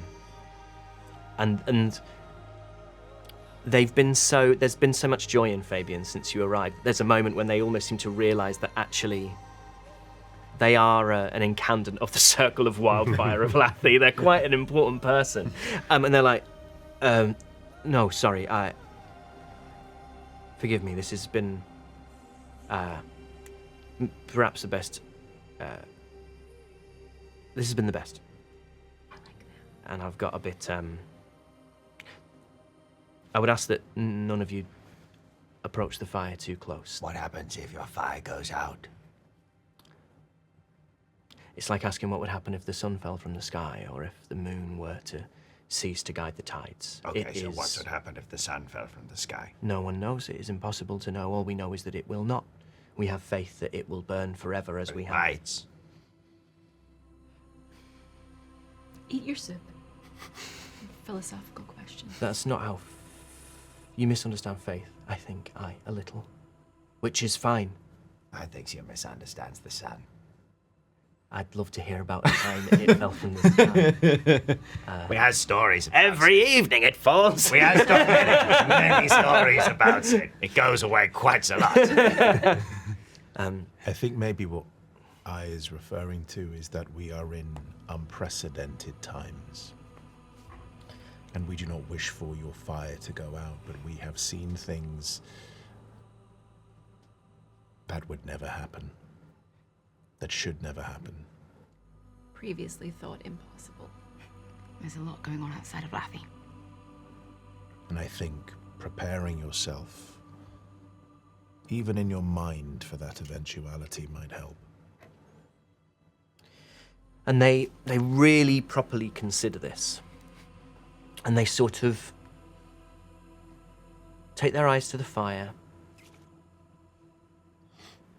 And then they look up through the canopy, the few bright glowing stars that can pierce the dark. In that case, I would say that were the Everfire to be extinguished, we would hope to carry it within us, that it may burn one day in a new place, in a place where we could kindle it once again. Sounds good and painful, but good. This is not the only one. No, there are others. There are ardents of this world, beyond the forest. Laz, an old friend of Kelnis, and myself is on the edge of the swamps near Brack. I have heard of others near Mab, some in the mountains, not far from Lode, but it is years, decades. What came first? The circle or the fire?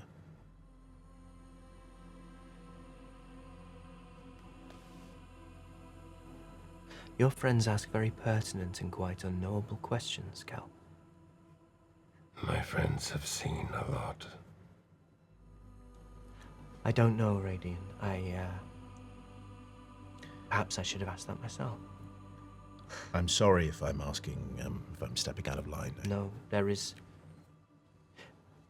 nothing we can think that is forbidden. It's thought. Sometimes I've been told by my companions that I come across as quite abrasive and rude. No, you're inquiring and direct. That's what I keep saying. I'm curious, but, you know, not the most tactful at times. Well, there's much to be admired in that, I think, in a way. Mm-hmm. Don't look at them. No, no, I'm not. You're great. Keep doing you. Thank you. Soup. Soup. And they give you these really kind of gorgeous, very sort of finely made bowls. And the spoons, I believe, Kelners can take care of. Well, Radiant, you're a marvelous spoon carver. Thank you. This one's a boot spoon. And this one is well, you tell me what it is. Butt spoon, yeah. Do you carve? No, I do this. And they kind of gesture to the food. I keep people well fed and That's hale and why. hearty. That's why Kelnus likes you so much. Yeah, probably. Fabian was the glue. No. Fabian was the one we all looked to for joy. They were always worth getting up in the morning for. I'll do some porridge when you wake up. And they say, I'm away to my bed if you don't mind, but if you need me. I don't know if there's really room in there for 5 of you. I mean, you might be a bit of a tight squeeze. I doesn't take up much space. That's good. Well, I'll porridge, honey, seeds, dried berries. Sounds fabulous. Compote. I've done a compote. And they disappear into their hut, leaving the 5 of you. Oh, you must have been really angry to leave. It was a different time. Fabian was the one who always listened, who always tried to quell my anger. Fabian I did not run from. I ran from Elra. I ran from Kindle.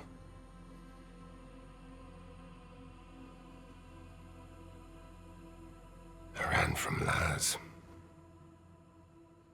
I did not run from Fabian. You ran from the ones that challenged you.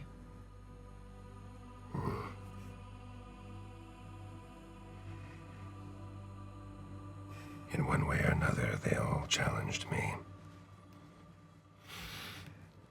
It was a different time. You're a different person. I hope that I am, Elowen. I hope that I am. I think you are. I think you're the glue that holds us together, if that's worth anything.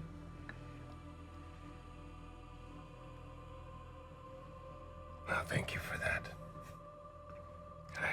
I do not try to be glue. No, but if you could try and make compote for us, that would be really good. Oh, I will make you compote. Deal.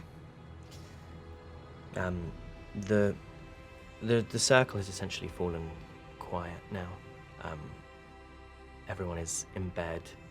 You see, after a time, Krelty steps out of her hut and walks towards Kindle's and steps inside. And then, almost as soon as she stepped in, she steps out again. You see her closing the door very quietly. And she moves back to her own hut. And then it's just the five of you, and the night, and empty bowls of very good soup. It was good, wasn't it? It was actually very good. Do they have any breads? All celiac. Sorry, I should have said. That's canon. Everyone in Lathi. It's just a quirk. Well, I do not feel like sleeping in a very old hut on a cot that will probably break.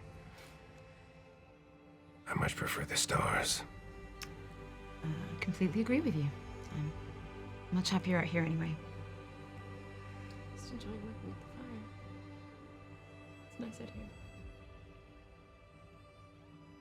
What Fabian said about the fire.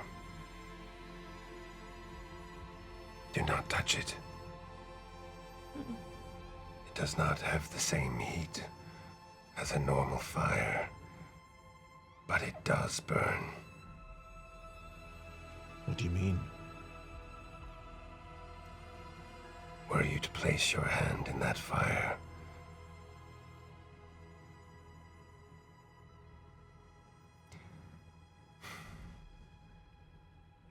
it would melt the flesh off your bones within moments.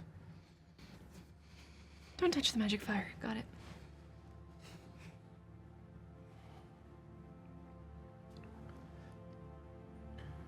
That's not a Everyone's just looking at Rain. Radiant's gonna lick the fire. Radiant, just so you know, that wasn't a challenge. Sounds like a good way to get rid of a body. No, that's, yeah. Oh, Syria. It's that also they have a lot of pigs for some reason. A lot of very hungry pigs. Kel kind of, whatever kind of bedroll he has, he lays out near the fire and he lays down on his back and just looking at the stars. And he begins to drift off. It's more home than anywhere else. In a way. And there's the stars, and you're not sure if the stars are dimming or if your eyes are closing, but you fall asleep.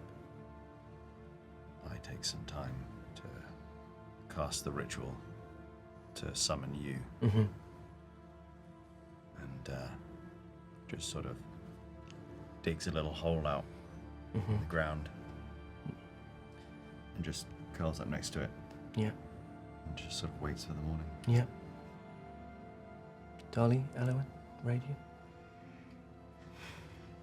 Move my bedroll slightly away from the weird magical fire. That's far too strange for me. Yeah. Yeah, I don't think I'm going to go to sleep straight away. This has been a really strange day, and I'm still really, even though this has been really lovely, I think the whole Speak with Dead it's nightmare fuel, and I don't want any more nightmares. Yeah. So I think I'm just, looking at the stars, but very much still awake. Okay. I'm scooching ever so slightly closer to the fire. I quite like it. I find it calming. The infernal finds the fire calming. Yeah. Yeah. So I'm not, I'm just kind of like quite happily just staring into space a little bit. Where do you think it came from? The fire. Yes. I think it's been here a long time. You can feel it, right? Old. Can I look into it with an inquisitive mind, trying to study it? You can. You can roll Arcana or Nature. 24. In which? Arcana. Arcana. This is not natural, and this is sacred, It has something arcane within it that powers it. It is not sentient, but it is... It has a kind of awareness. And you, with a 24, 24.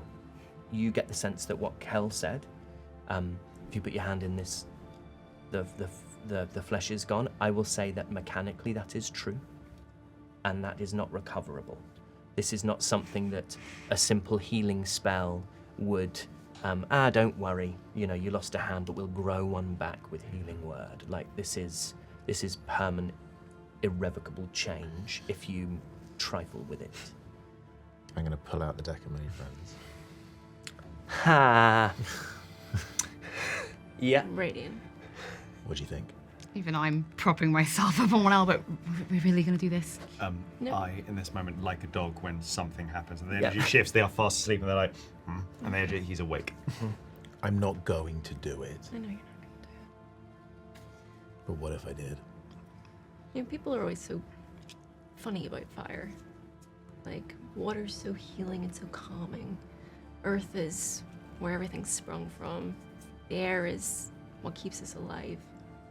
Fire, ooh, fire burns, fire destroys. Fire's more alive than all the rest of them, as far as I'm concerned. It's uncontrollable. To an extent. I like that about it. What I'm saying is, we have this. We have what he's wearing around his neck. All of this, all of that harm caused was for those things. Silly, isn't it? Such small, tiny things. We could just end it now, throw them all into the fire. And yet, I don't think it would end it, do you? No. Look, those guys in the forest, they didn't even find what they were looking for. And how much death and destruction that caused anyway. No, but Anyway. we do have what they were looking for. Tried to throw away that deck before, right? Just keeps coming back. Yeah, but didn't throw it into a magical fire. I'm gonna hold the deck really close to the fire. I'm just gonna have a listen and see if anything changes if I hold it closer and closer to the flame. Roll me investigation. 17.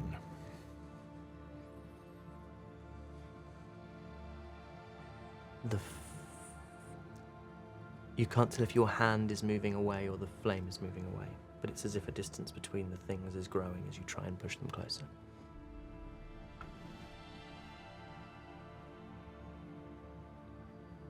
I'm not going to do it.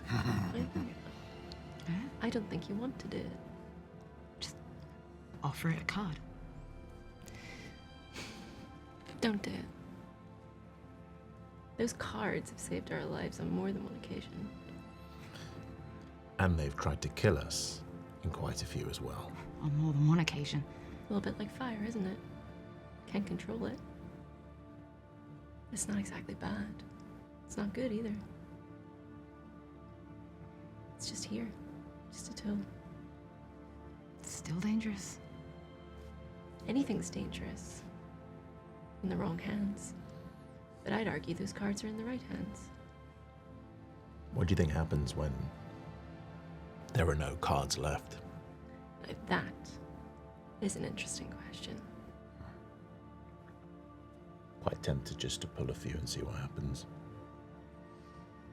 Get through them. Get this over with. Yeah, if they disappear each time, right? What do you think happens?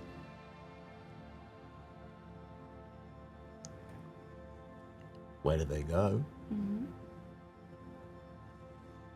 You've been in the cards, right? I mean, that's what they were. They're just a prison. Did you release the people that were in them? Where do they go? Back where they came from? Would they feel the flames? Could you does what you did earlier? On a card? What I did earlier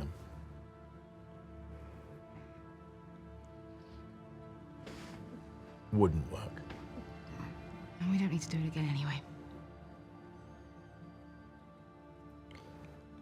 I don't think I really want to pull another one.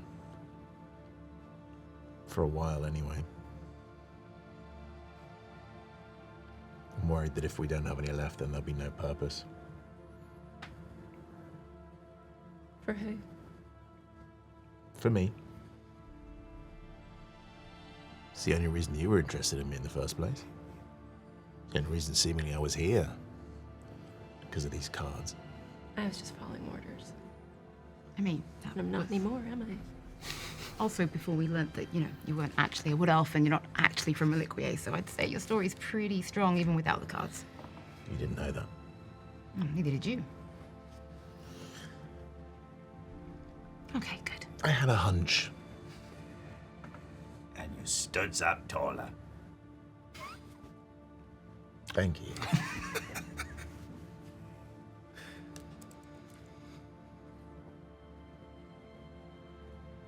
It's nice to know the cards are there. I guess when we're desperate. But I still think we're just lucky. Lucky that one of them hasn't actually turned on us. Well, apart from the one that did try to steal my soul. That one felt unlucky. I don't know, I can't help but feel that there's a plan to all of this. It has to be. Maybe that frees me of all the responsibility. You know, I can just do whatever I want. I can throw myself wherever I want. I can pull whatever cards I want because ultimately, I feel like we're meant to do something. That all of this, us together, this moment, I think it's very liberating knowing that maybe I'm not in control. That we're not in control. That there's something greater there guiding us, forcing our hand, because I should be dead, you should be dead, you should be dead. I was dead. And yet somehow, we're here looking at an eternal flame, semi-divine, that's not normal. What is normal is the people that we found back there in the trees. That's normal. That's where we should be, but we're not. As great as you all are, I don't think it's because we're exceptional. I just think because we have been chosen by something. Chosen by anything, we're just unlucky. And then it's one thing after another. You survive that, then you survive the next thing, and then the next thing gives you something else to survive, and you have a choice. I'd argue it's the opposite. We're not unlucky. We're extremely lucky. Surviving Look at all of those things, yes. Everything we've been through. Whether something's looking out for us or not. And I tend to think we are more in control than we might think that we are. We're extremely lucky to have gotten as far as we have. Like I said, another night, another mission, those bones would be ours. This whole thing's a series of unfortunate events. Or very fortunate, depending on how you look at it. I don't think there's many people that want to be in our shoes. No. I don't think there is many that I would rather is in our shoes. Whether we're wearing those shoes or not. I like the way they look and I didn't want to get them more dirty. Point is, we didn't get to choose. We are where we are. We haven't had a choice for a very, very, very long time.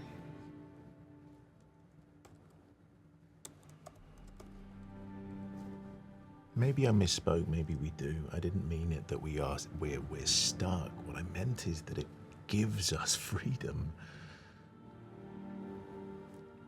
I don't feel stuck. Do you?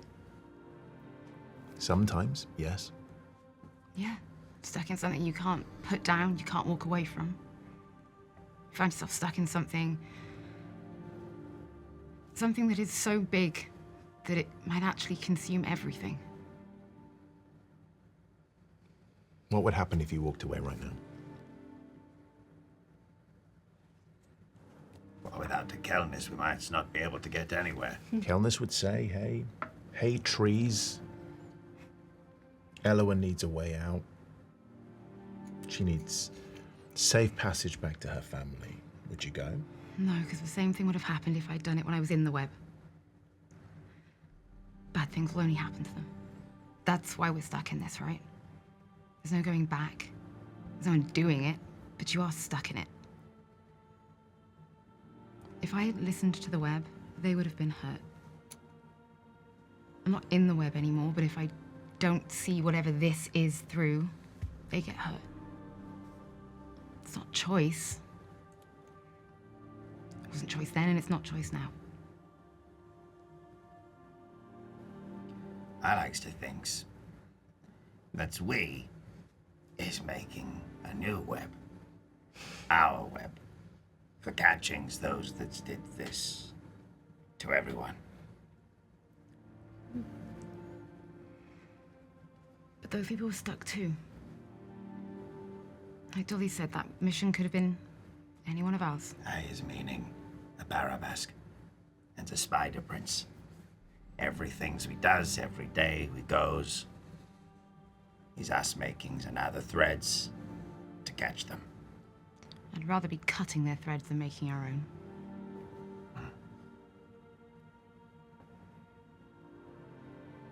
Your choice. I wish it was. You can leave at any point. No, You can. you really can't. And that's fine. It's not a problem.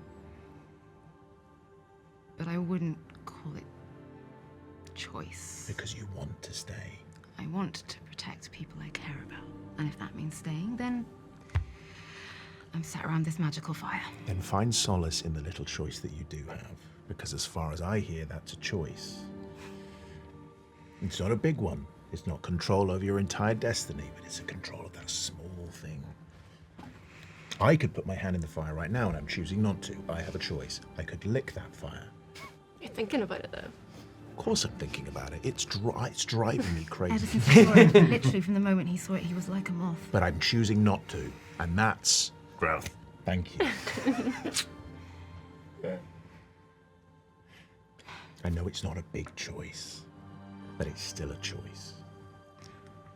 We're in the middle of something big, though. Yeah. But we are either way, so. Anyway. Let me try and get some sleep. Can you believe a Fabian doesn't know how the sun works?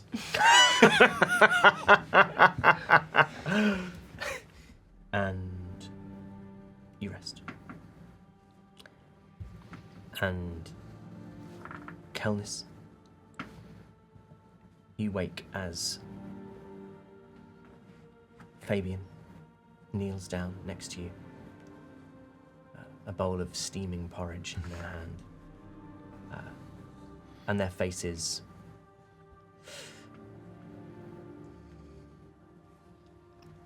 less joyful than it was the night before.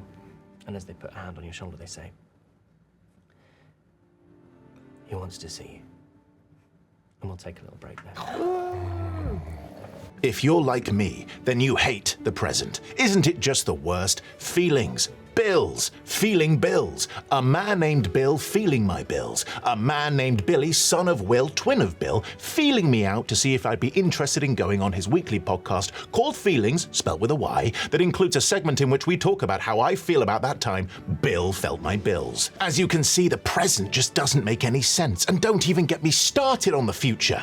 I was promised we'd all be driving space cars by now, or living in moon hotels, and or forced to work under the yoke of a malignant megacorp whose lust for greed inconveniently uncovers a dangerous alien species that kills the crew and launches an inconsistent yet visually arresting entertainment franchise. Instead, all we have is overpriced veg at the big Tesco and the knowledge that, apparently, Concord was deadly. But I partially digress. I'm here to talk about The Legends of Akaroth, a TTRPG that ignores the present entirely and hates the future as much as Wayland Yutani hates that Ian Holm model of android. Like, they really go ham on his body. Gunk everywhere. Torn apart. He's in bits! Utter bits! Twice. And I mainly know him as the dad from The Borrowers, which is even more horrific when considered in that context. That's the power of nostalgia, I guess. A power that The Legends of Akaroth, the TTRPG I'm absolutely here to talk about heavily relies on. In a good way, not the way I am when I think about the mutilated body of celebrated Shakespearean actor and borrower's dad Ian Holm. A fun way, a fantastic way, the way I felt when I was a young boy, playing iconic games like Dragon Quest, Chrono Trigger, and of course, Final Fantasy. And now I get to live in them, literally. Thanks to my good friends and sometime lovers, depending on the weather-crossed paths, we at Natural 6 get to tuck into this JRPG treasure trove reimagined for tabletop. And you can too. And why wouldn't you? Firstly, I asked you, and secondly, it's fun. And if you don't like that, then you're dead to me, both inside and out. Like Ian Holm's dismembered body in that unnamed sci-fi film I can't get out of my head. But what makes Legends of Acheroth so fun? Simple. Versatility. The variety of playstyles means that the Legends of Acheroth can be played the way that you want. It can be played solo or with friends, implement zoned or grid combat, and like the greatest stories ever told, you can fish! You heard me! Fish! And farm. No more fumbling around in the dark wondering how to murder increasingly exotic fish for sport. It's all there in the greatest TTRPG about the nostalgic thrill of playing JRPGs ever printed. Rest well, fish killers, our work is done. And most importantly, and an issue that is close to my heart, no AI was used in the making of this glorious game. None at all, because we have no use for it. I know crossed paths would bask gleefully in the horrific destruction of this commercial's favorite unwanted AI, Ian Holm. I'm glad his character died so badly in that movie, but when you think about it, was he ever really alive at all? Fuck you, AI. But for legal reason, rest in peace, the actor Ian Holm. Not his dickhead AI character. Fuck you! Make sure to buy The Legends of Acheroth in the link below, and tune in on July 1st to watch Natural 6 write our own legend in the fantastical and whimsical world of Acheroth. You just won't want to miss it.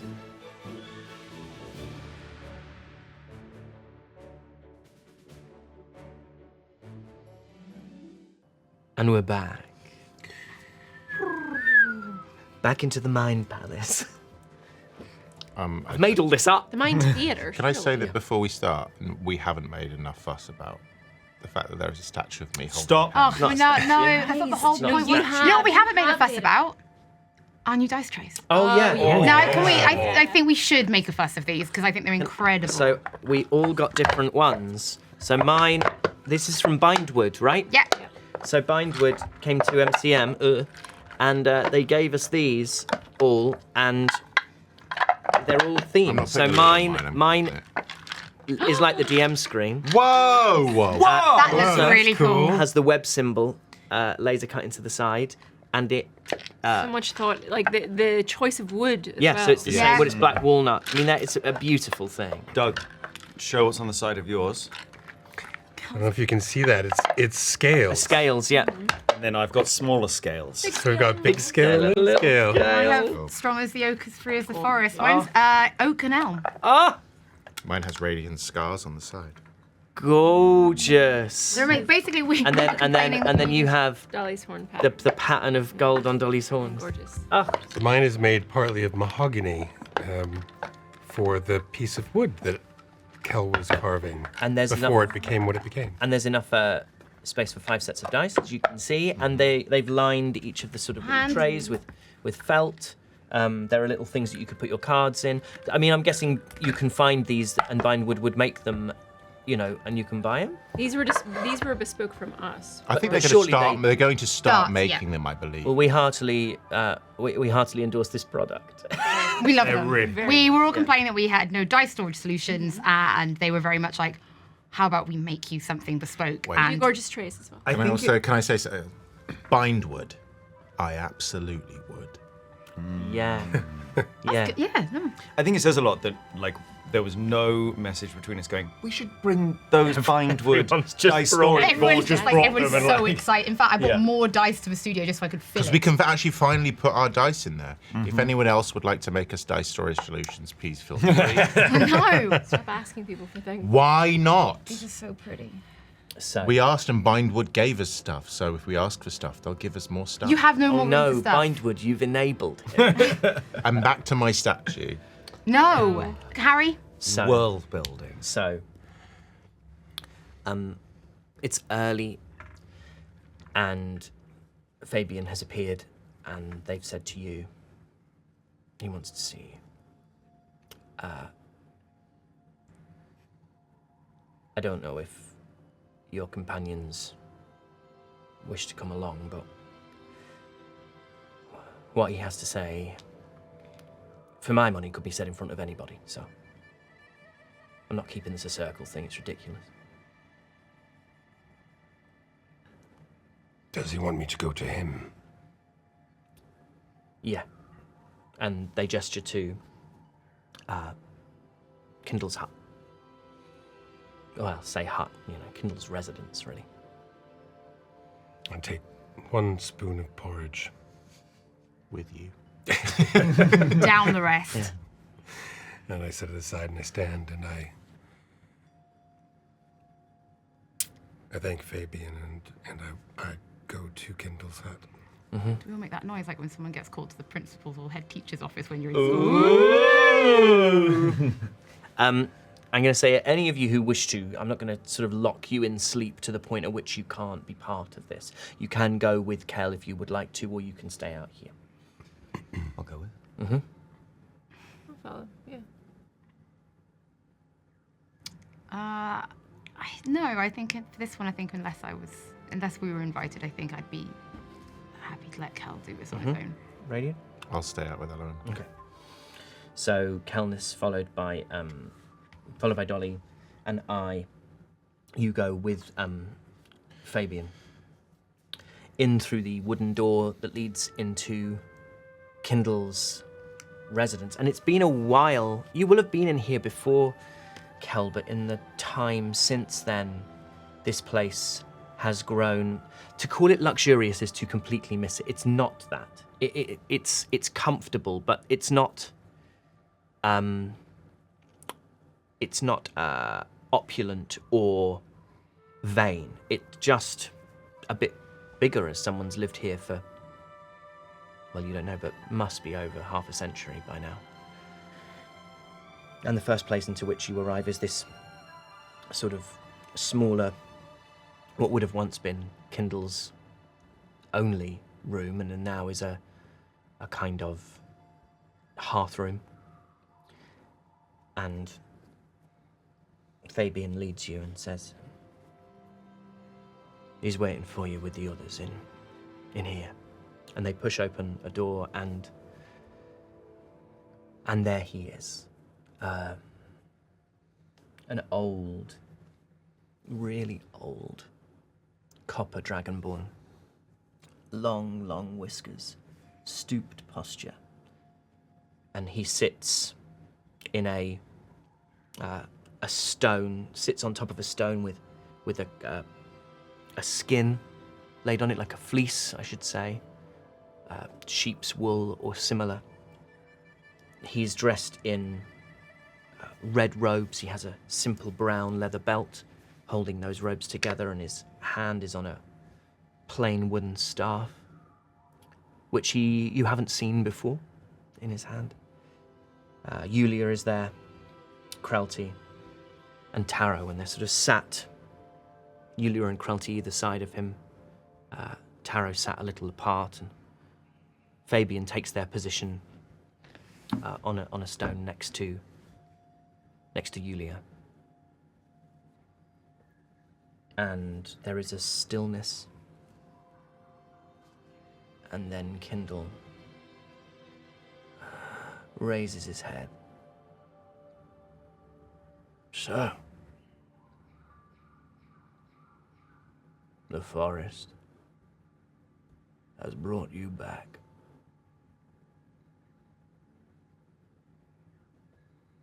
And I bow my head a little bit.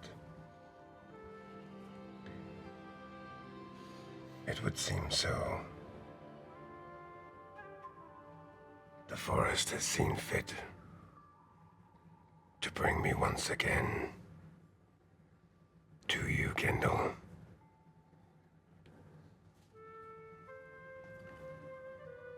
And Kindle reaches out a gnarled, ancient hand and points a curved finger towards you and looks to Taro and says, This is what you may become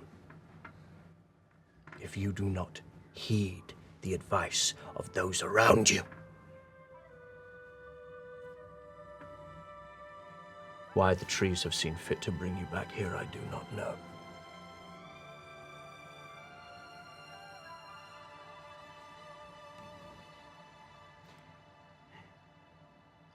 Kindle. Ardent of the circle of wildfire of the forest of Lathi.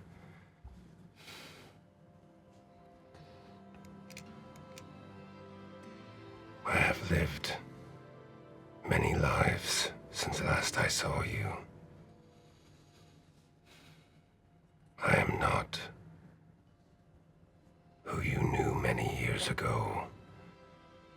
It would seem that Lathi itself recognizes that. I would hope that would be enough for you. You burn what you touch, boy. No longer, Kindle. You knew an angry young dragonborn. You knew him when he barely knew himself. You tried. I thank you. I was not ready for what you had to ask of me.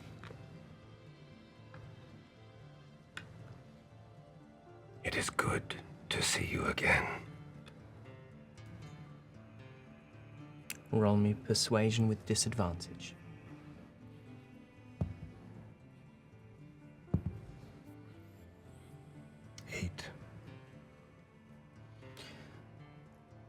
Yulia speaks.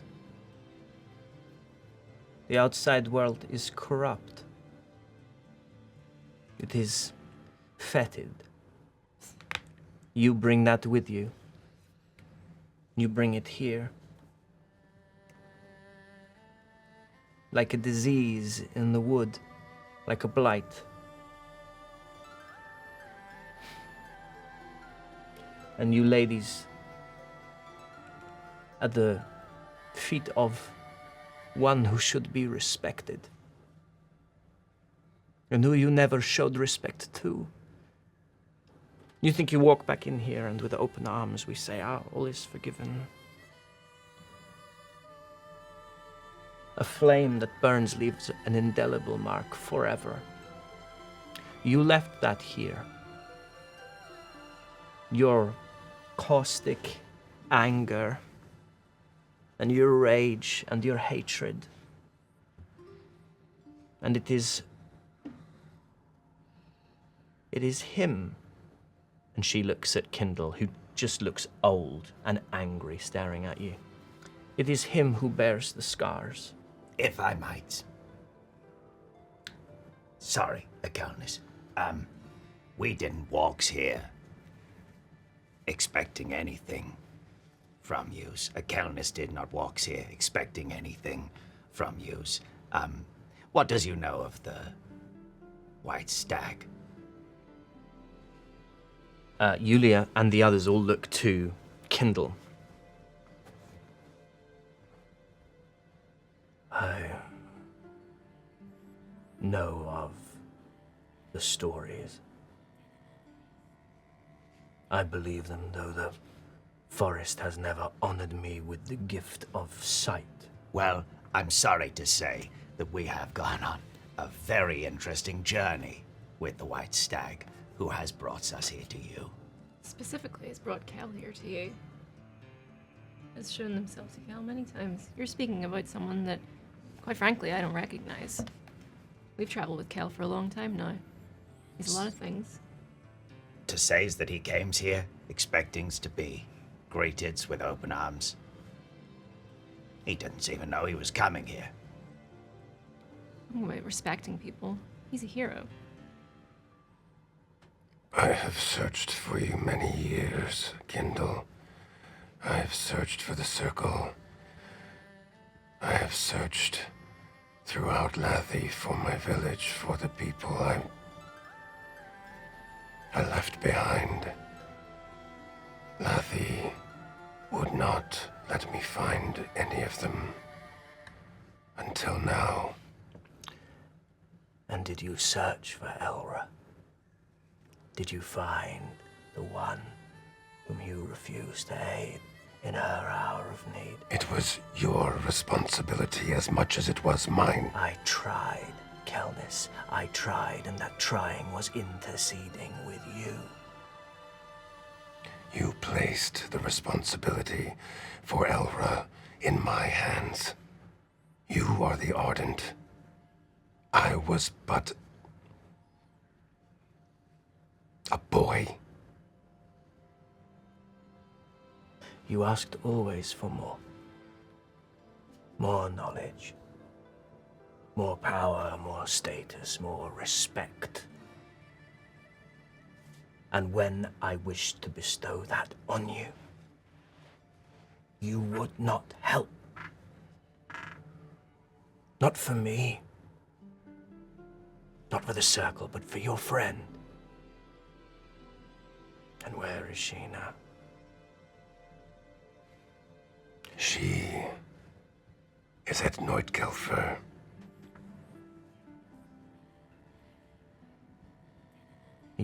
His head sort of inclines. What? And Fabian. Oh, hang on. Elra's at Neutgelfer. How is Elra at Neutgelfer? How is she? Where's she? Is she all right? Is she safe? She is fine. She is older. And she is still very sarcastic. Is she? Yes. That's good to hear. And she is well. And it might be said she was very happy to see the Kelnis. Sure, she'd be right to. And Fabian looks at Kindle. Kindle, you are long in the forest. We all are. There is a world beyond here, and we are missing it. We are too afraid. Julia looks instantly offended by this, but you can see that Krelty is nodding. And she puts her hand on Kindle's arm, and she says, Ardent.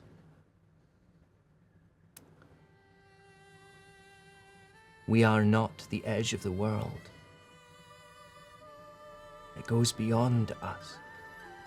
And Kindle sort of pats Krelty's hand not in an aggressive way, not in a way to try and quieten her, and looks at you, really deeply looks at you. You have seen Elra. I have broken bread with Elra. And Ish. And you see. Roll me in. You two can roll insight. You can roll insight with advantage. You know Kindle and have known Kindle for a long time. Or you knew him a long time ago. Natural 20. Natural 20. 23. 23. 16. 16. Bizarrely. You see this, Cal. You see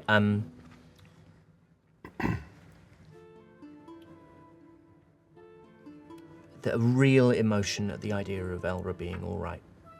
Huge relief. You see tears sort of welling in his eyes at the prospect of Elra being well. And with the nat 20, you get the sense of like a... It's not that this anger is performative, it's real, but it's complex. It's not the only thing. And there is a deep sadness at the heart of this anger, a regret and a sense of failure that isn't this binary blame that Kindle is currently displaying. Instead, it's something else. Yeah. 'Cause I think it's fascinating to watch someone be so angry and so talk about Kel in the way that they are, because we've never seen anyone speak about Kel like this. So watching them very, very closely, I think we would have picked up on that. And his chin almost begins to wobble. You found her then, Kel? I I searched for many years. I thought she was still with you. I hoped that you and Fabian and Laz and Julia would have been able to help her. We tried. I believe that you did, and I thank you for that. You know Elra was close to my heart. Is close to my heart. I did not find Elra. The white stag led me to her.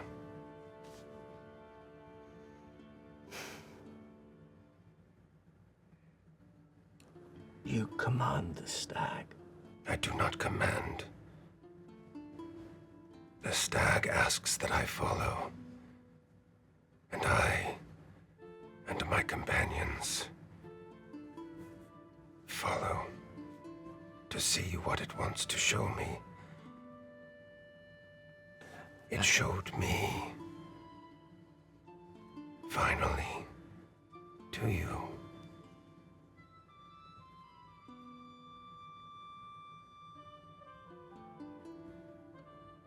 Our hate and love and regret and fear are as the roots of many adjoining trees, knotted and tangled beneath the earth.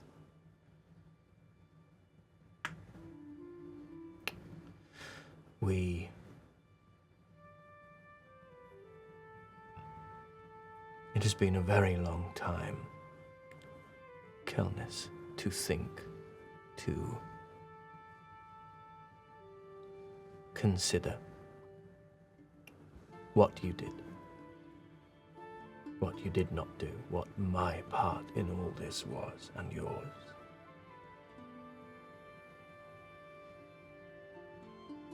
Your anger, Kelnis. The anger in that boy. The anger that I see in, and he points at Taro, this one here. That does not mend wounds. It opens them again.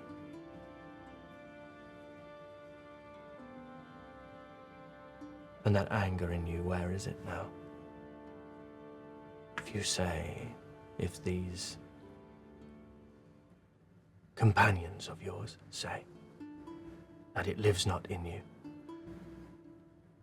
what has taken its place? Where did it go? Flying away like flocks of birds or seeds dispersed by the wind? Am I to imagine it as burst into nothing like bubbles? And what about you, Kindle? What about the anger that you show towards me? You've left my hut as an example.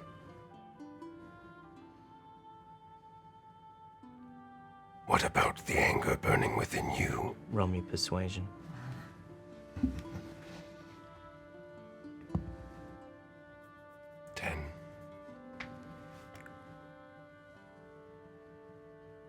I could not let what you did happen again.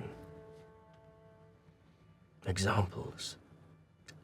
An example is a powerful thing. It is why the world beyond these walls hangs those from gallows. I did not do that to you. I simply left a testament to the pain you caused here in our midst, so that we would be reminded. Stories can remind. Kindle, I bear no ill will towards you. But let me ask you, today, would you step into the fire again? That's a fucking great question. That's a great question. Roll me persuasion with advantage. There's few things more pleasing than seeing a genuine big grin go across her face when something happens. Roll better. I know, honestly. 15. 15. You just roll it more. He is... He has the shocked look of seniority being questioned by a junior. Is his first reaction, and you see in that first reaction anger, and then you see in his acknowledgement of that reaction the sense that maybe you have a point.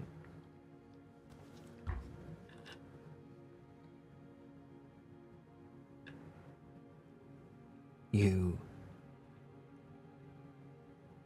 may be right. There is more.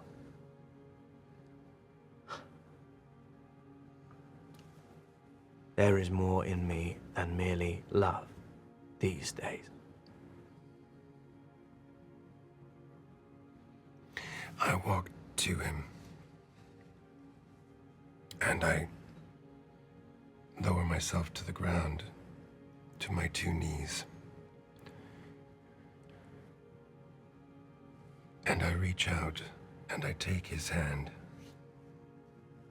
and I cover his hand with my other free hand. And I bow my head, and I say, Kindle,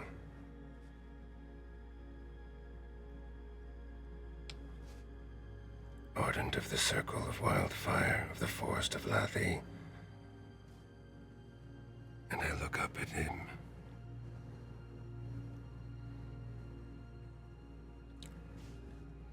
You asked me where my anger has gone. It is not gone. The causes of anger never leave. I have forgiven myself.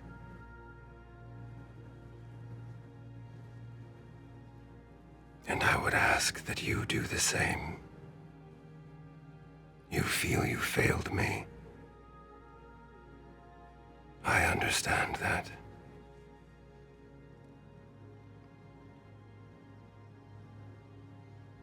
I'm going to have him roll religion. He has incredibly high religion. But essentially what you're speaking is absolutely the doctrine. Not literally, but you are embodying in this moment everything the Circle professes to be and everything that Wildfire professes to believe. Okay, it's a 16 on the die, becomes a 25.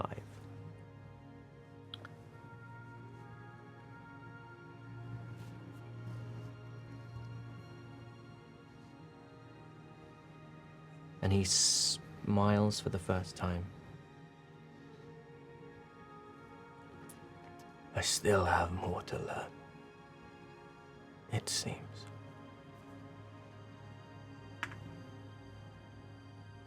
Stand up, stand up. Cal stands. Yulia looks just as angry as she did before, but Kindle turns to Cretney.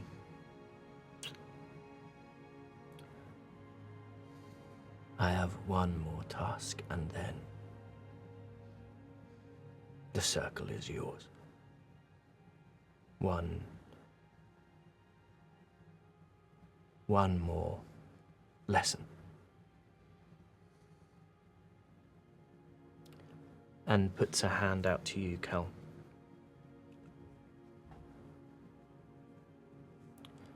You asked me if I would brave the fire today. Now I ask you the same.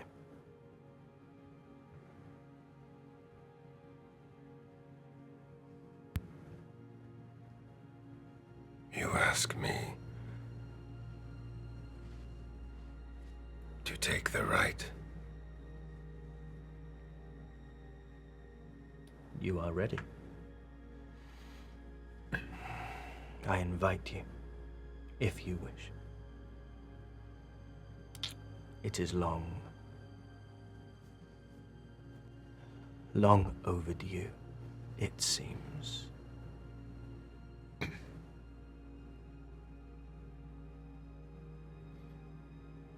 Cal's very taken aback by this. He kind of shuffles awkwardly from foot to foot. And he looks at his companions.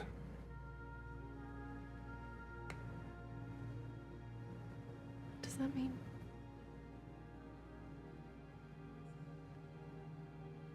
It seems you will find out. And he turns back to Kindle. And he reaches his hands, inviting Kindle to stand. Mm-hmm. And he hands his staff, his walking stick, to Cretley, and puts both of his hands in yours. And you feel that feeling of when someone very old goes to pull themselves up using your hands. There's almost like, no, it's all you. It's gonna kind of have to be all you, this.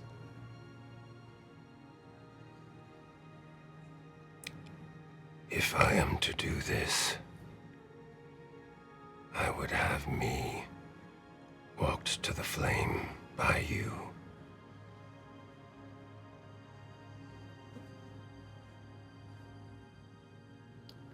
I'm sorry. Yes, of course.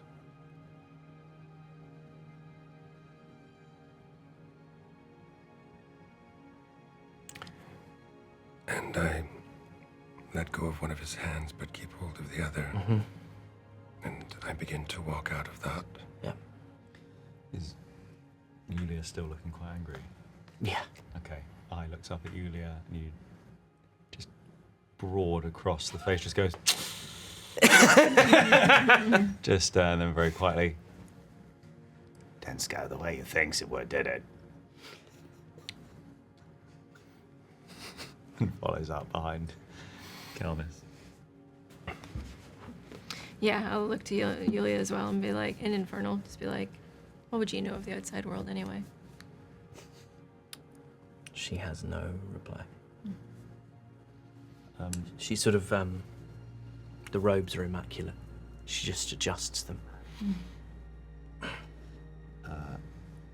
As we exit the hut, Yeah. You just hear over where you guys are, you just hear Something big's happening. Think something quite big is happening. Yeah, mostly we turn and see Cal. You've had porridge as well if you want it. It's damn good porridge. Yeah, no, we've had a great time. Eaten Kel's porridge. The ultimate sin. Neither of us are that stupid. You feel Kindle almost stretch. It's like an old door opening in the sunlight after a long time. You can sense that as the light hits his scales, it's been a long time since he really left his hut, his home. There is no way he should still be alive. He must be he must be beyond 100. He was in his maybe late 70s, early 80s when you left. He's been doing a lot of drugs. He's been doing a lot of drugs. Well, And that is Elder always key to longevity. longevity. Yeah. Keith Richards the Pickles hell them, out you of know? it. He's the Keith Richards of this. Yeah, that's really important, and I'd like people to hold on to that specifically. Fan casting Keith Richards. We will prepare the fire and the stone. You should eat something. I should eat something. I should look to the vegetables. But in my imagine Fabian has tended to them well, but their mind has a tendency to wander.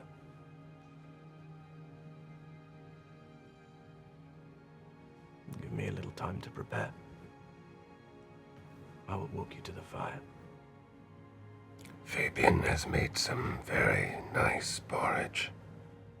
They do make very good porridge.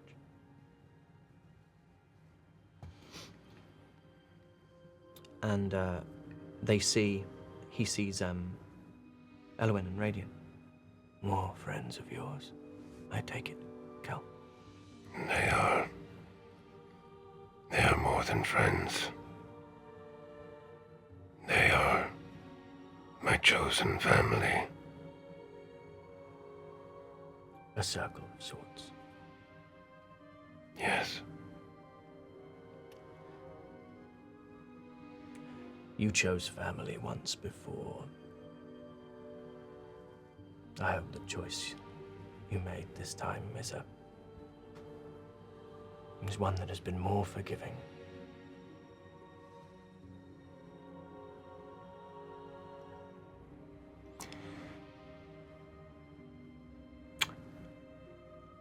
I think it has been.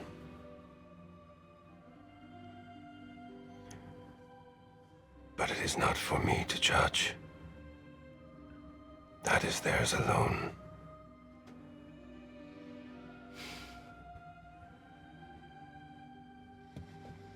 More timely lessons.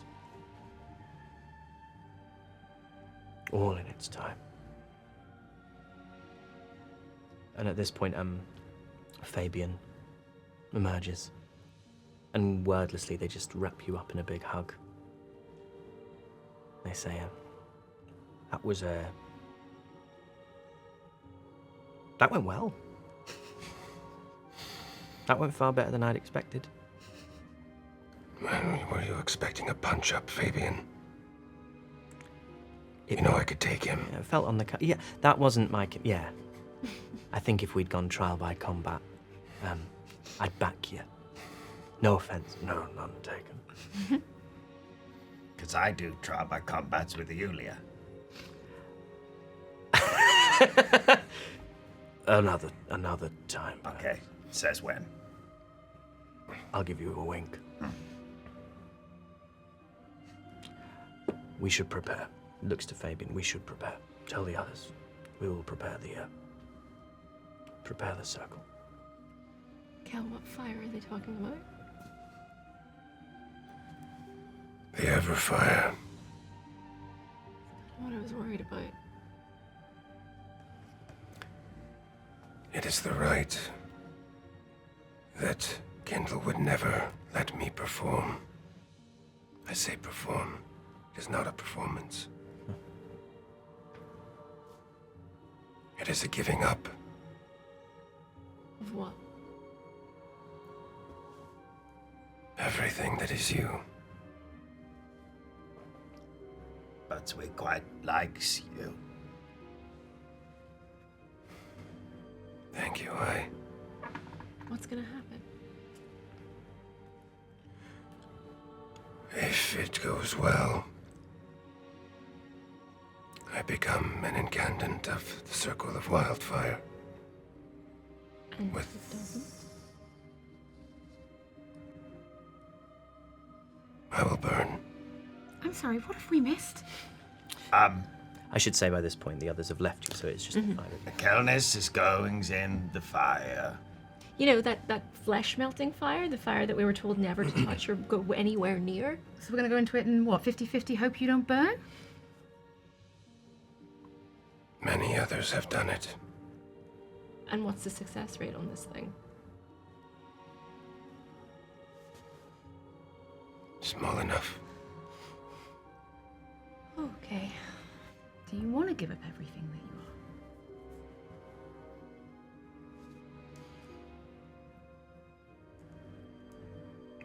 are? I think that is the point. It is not whether you want to, or whether you need to. It is whether you are willing to.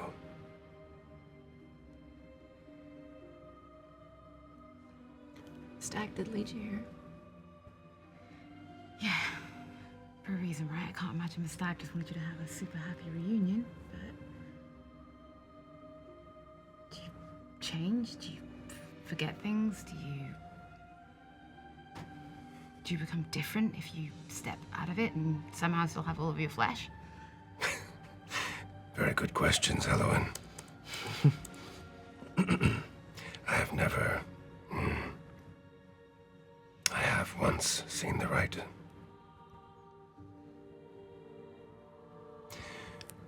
It went well. What does going well look like? I'm gonna guess not burning.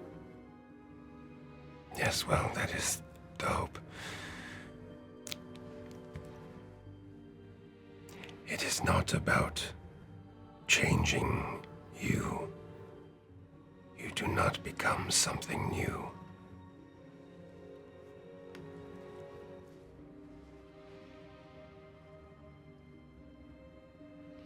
Kel, we support your choice if you want to do it, but just so you know, you don't have to. Mm-hmm. But seems to me you've already made your mind up about this, so...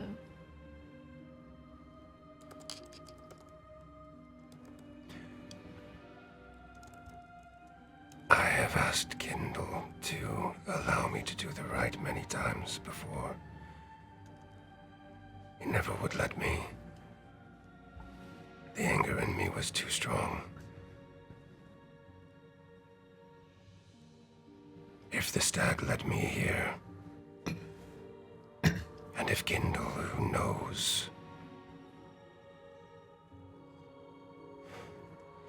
believes that I am ready, then I must trust that. Kindle knows nothing about you.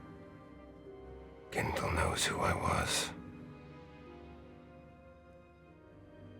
Kindle was actually quite open to reason. But you don't have to leave us, right? Like, you don't have to stay here. You can go into the fire, come out of the fire, and you don't have to stay here like the rest of them. No, others have left.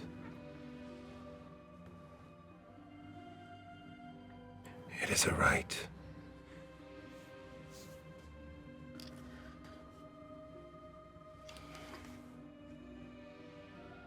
It is what I wish to do. Then you have my support, but just try not to burn.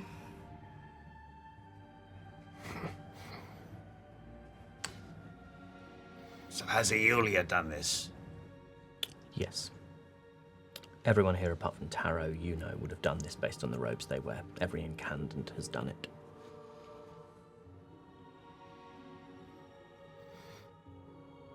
Yes. Oh, well, then you definitely has to do it. You should have heard the things Eulia was saying in there. Cal, is there anything we can do to help? No, this I must do on my own.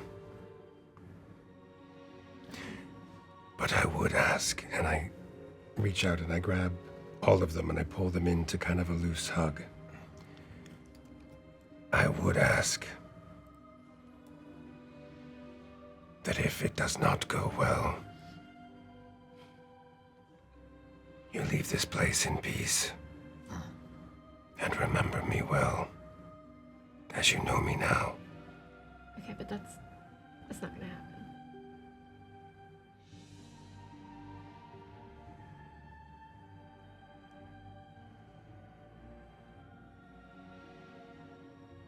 It's not. I have spent many years trying to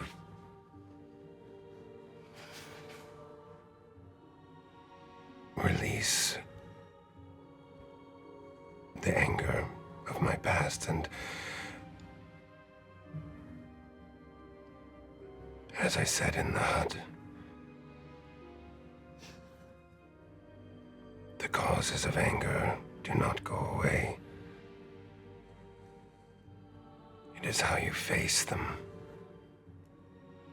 Okay, but we can't do this without our glue. If I burn, I will be glue. So glad you said it, because it's exactly what I was thinking.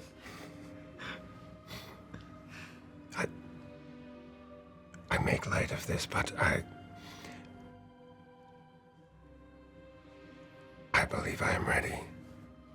Whatever it is, meaning. I doesn't know much about it, but I believes you is ready. I'm just jealous.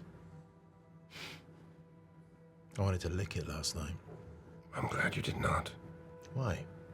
You would have no tongue. I don't Actually, understand. really wish you'd licked it. You're about to throw your entire body into it and I can't lick it once. Honey?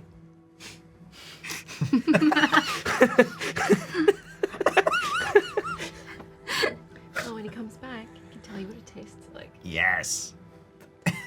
Please. That's hard! No, that is absolutely not why Tom gave you that button. Absolutely taking that button off you. Tom disabled the button. Kel, when you're in there, give it a lick from me. I will do my best, Radian. Thank you. So, Kindle has to go and prepare. What does you needs to do to prepare?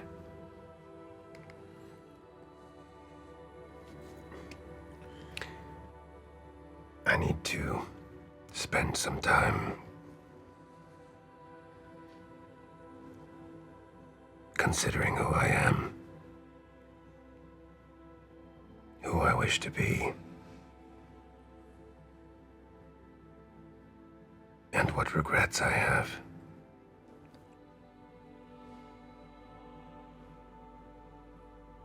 And I need to give them to the flame. Cal, you remember when you were, as you are, as a kindling, that anyone who witnesses this this rite also is called upon to give something to the flame, in a very different way.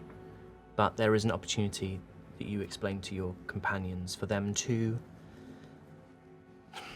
let go of something, if they wish to, an anger or a regret or a guilt or a sadness or whatever it might be, that as they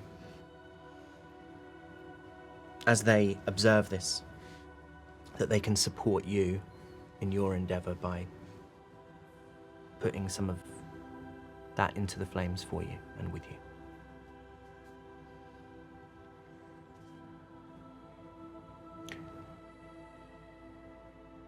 If you wish to stay and observe this rite, you will have to give something of yourself as well.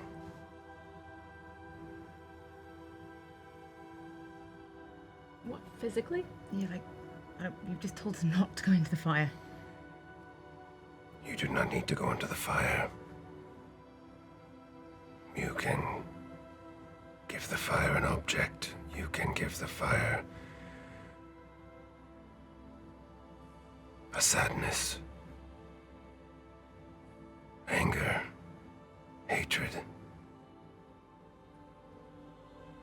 You can also give the fire hopes and dreams, wishes for the future. But it must be something that is dear to you.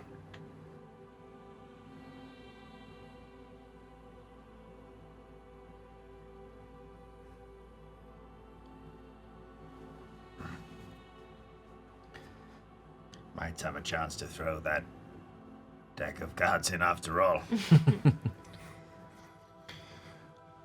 I would, but I think we might need it down the line.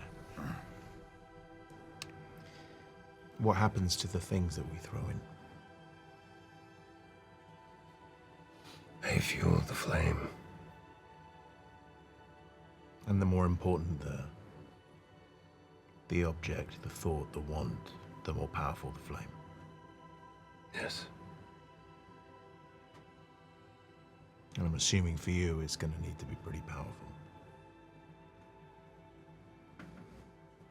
So if we do it, the chance of you not burning alive, it's better, right?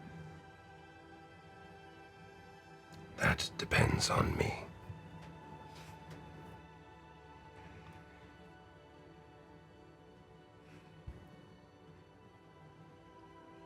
There are many elements in this world.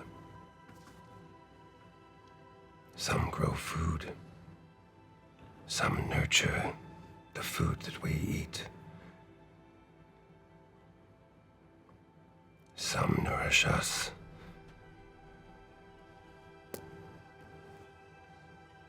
Fire cleanses.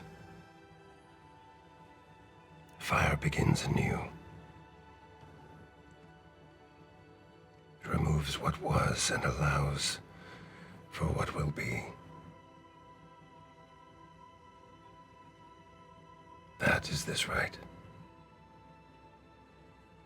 When do we have to give it the thing? Kindle will tell you. If you do not wish to observe this, I would understand.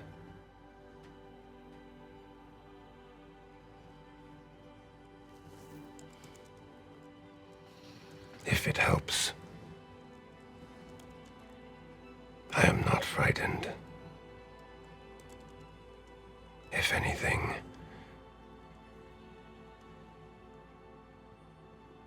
I feel free.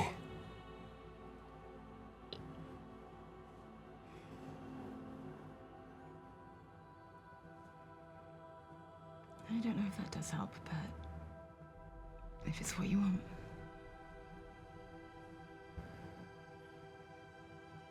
It is, Elowen. Then I'll stay for it. And I reach out to Elowen, and I pull her into a big old hug. I will stay. I will too. And I reach out to Ai and to Radian, and I grab their shoulders. Swalders. Like that one? Shoulders. Like Their shoulders. And I give them a good squeeze. And he looks to Dolly. I don't have much, but whatever I can give, it's yours. No, it is yours.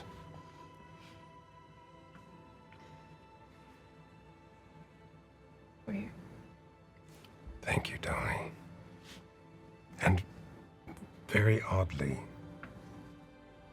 Kel walks over to Dolly and he places his hands on her shoulders and he leans in and he gives her a little kiss on the forehead.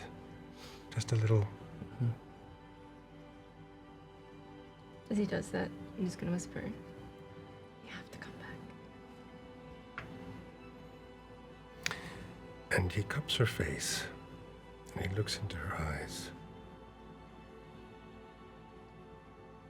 I will always be here.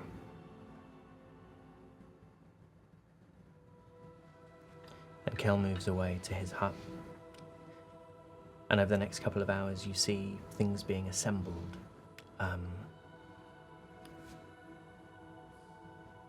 Dry brush and tinder that, with a little gap in between, spreads out from the Everfire and creates a series of maze-like concentric circles. And you watch as Fabian and Cretley and Taro, who seems to be regarding all of you with a slightly self-conscious politeness at this point, keeps sort of nodding at you lots every time he walks past. They gather herbs.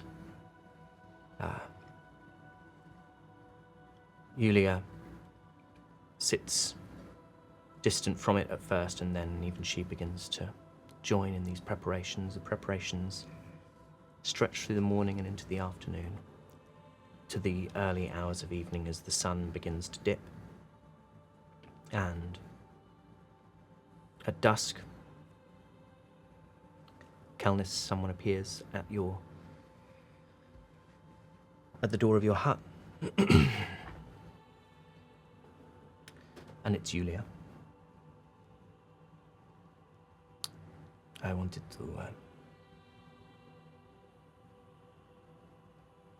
I wanted to be the one to bring you.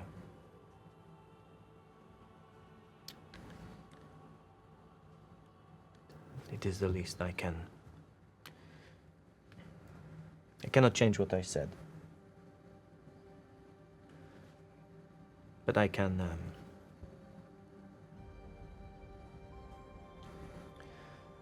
You are...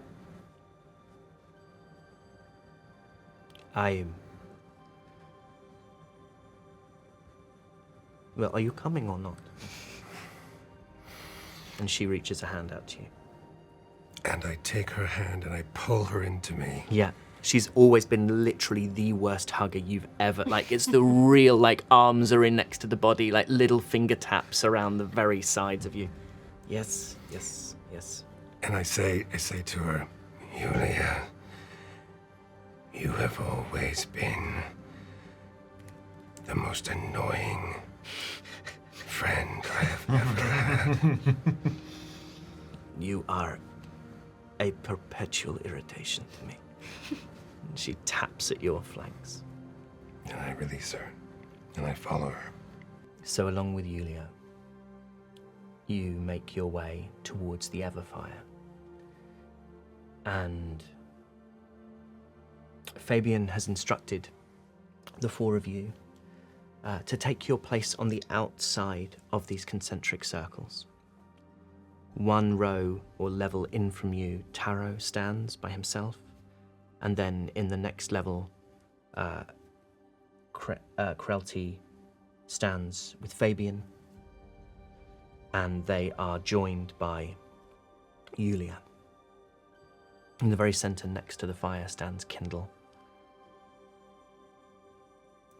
And just before she leaves, Yulia hands you because yours would be too big, too small now, a set of brown kindling robes for you to place over your clothes. And she says, for what it is worth, I'm not worried for you. And almost traces the maze of circles that leads her to her place.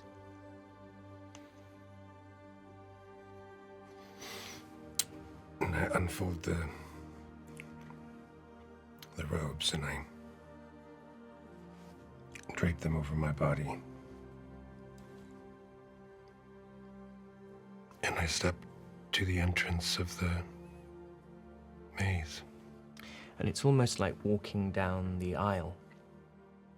You are led past your friends, and then led past Taro, this processional swirl towards the center.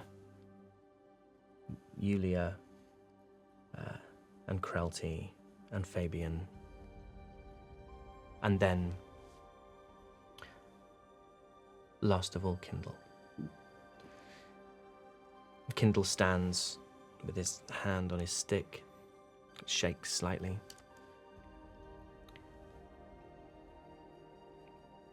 And he says, we are made new by the fire, forged within it, and cleansed by it. It warms us and feeds us, heals us, and protects us. We call upon it now. We call upon it to heal our brother, Kelnis, who stands here with brother, sister, sibling, guide, and found family. He chooses this. And we are here as witness to that choice. We call upon the Everfire to awaken in Kelnis all that it wants for him, all that the fire knows he can be. Kelnis will not burn. Kelnis will be renewed. And then he addresses everyone. We give to the fire what we can no longer hold, be it dream or wish or pain. And he, with the brush of his stick, drags some of the kindling towards the Everfire, and there's this lick of flame which lights the maze up in sudden sheets of blood-red, unwavering fire. And you can just about make out in each of the circles, these concentric circles that make up the maze, the members of Kel's circle begin to speak, their words lost behind the fire, or they reach into their robes and place things into the fire, and it's each one does, there is this flicker, this movement in it as the fire grows. What is it that you, as his friends, would like to give in this moment? I reaches into his pouch and pulls out Oh my god. An arc! Oh my god. the scroll of the Antiqua, which has the first signs of the betrayal from Barabbas. And in placing this into the fire is placing that sense of feeling of righteous anger, and instead is sort of seeing now that what he wants to do is more a matter of what is good for the tribe is, what is good for one is good for the tribe, what is good for the tribe is good for the world, sort of thing, rather than the sort of like feeling of fuck you, essentially. Yeah.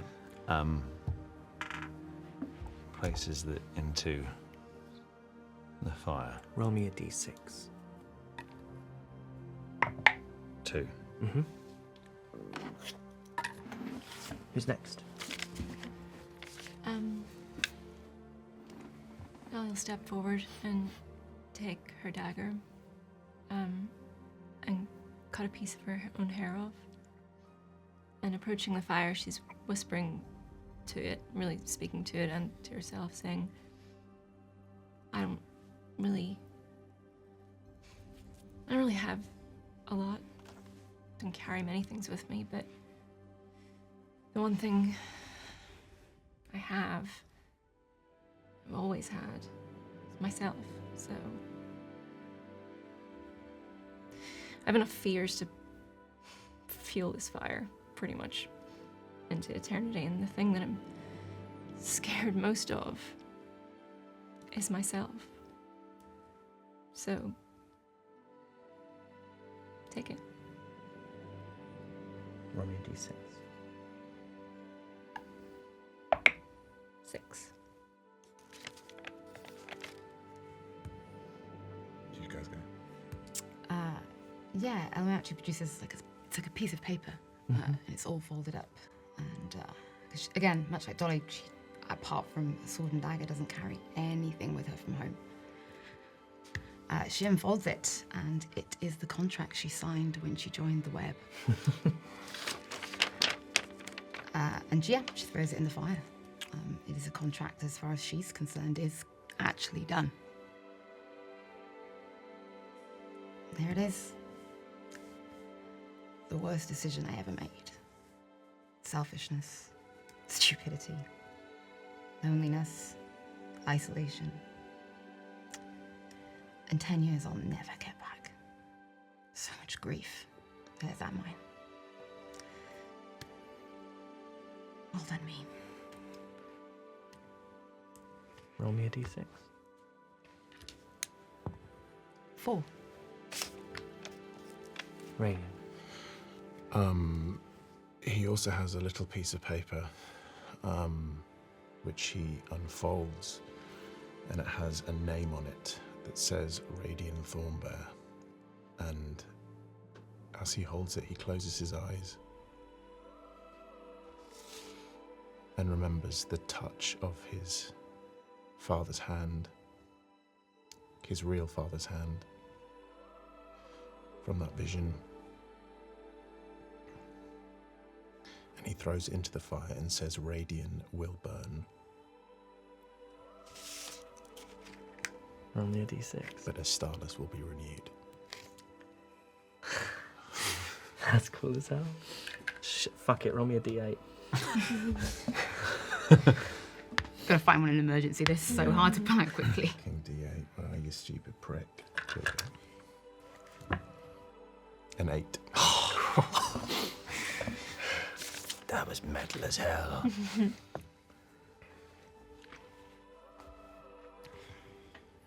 Calnus. What do you give up?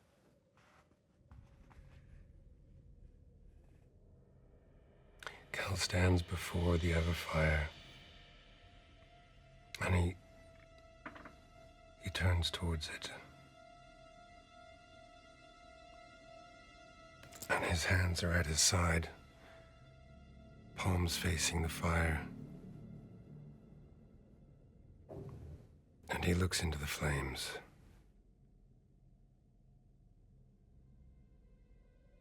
I, Calnus, give to the Everfire my anger.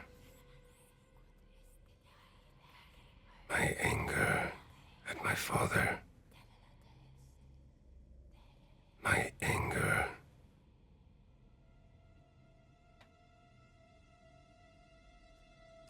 at the deception, the betrayal.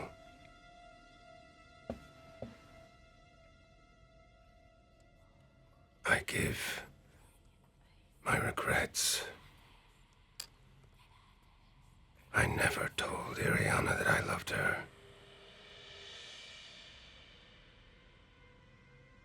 I give to the Everfire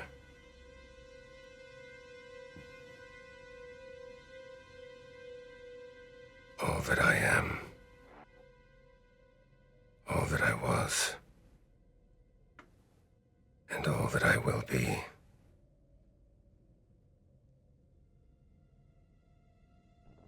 And I give to the fire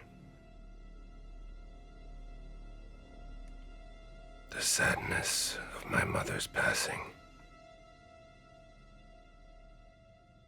All this I give freely, willingly, to the Everfire. And as you say these words, the incandescents throw handfuls of herbs onto the flames. White sage and lavender and juniper. And Kindle reaches his hand out to you and says, one more step.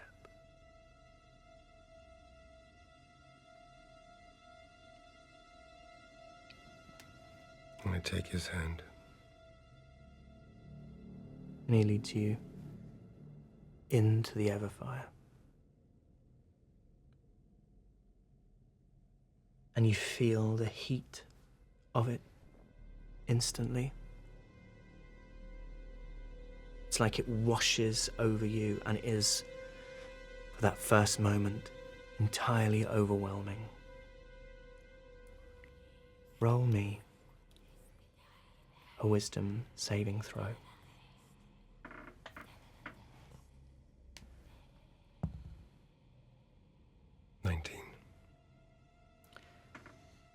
With the additional 20 from your companions.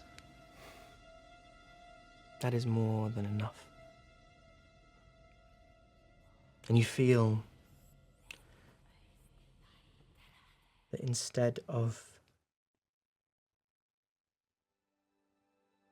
flames and heat, there is a release and the sensation of something running along your body, along your scales, like wind and silk and the touch of a hand. and all of the Everfire that makes up these circles lowers into nothing, the wood spent, and there is only Calnus, stood in a tower of flame that reaches up now towards and beyond the canopy, pierces the sky like an arrow through dark.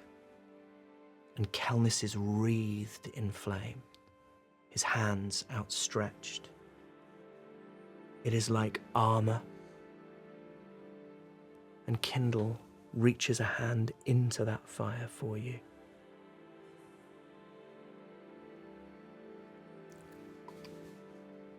And Calnus, in a moment of... He sees Kindle's hand before he takes it. He looks up into the flames and he opens his mouth.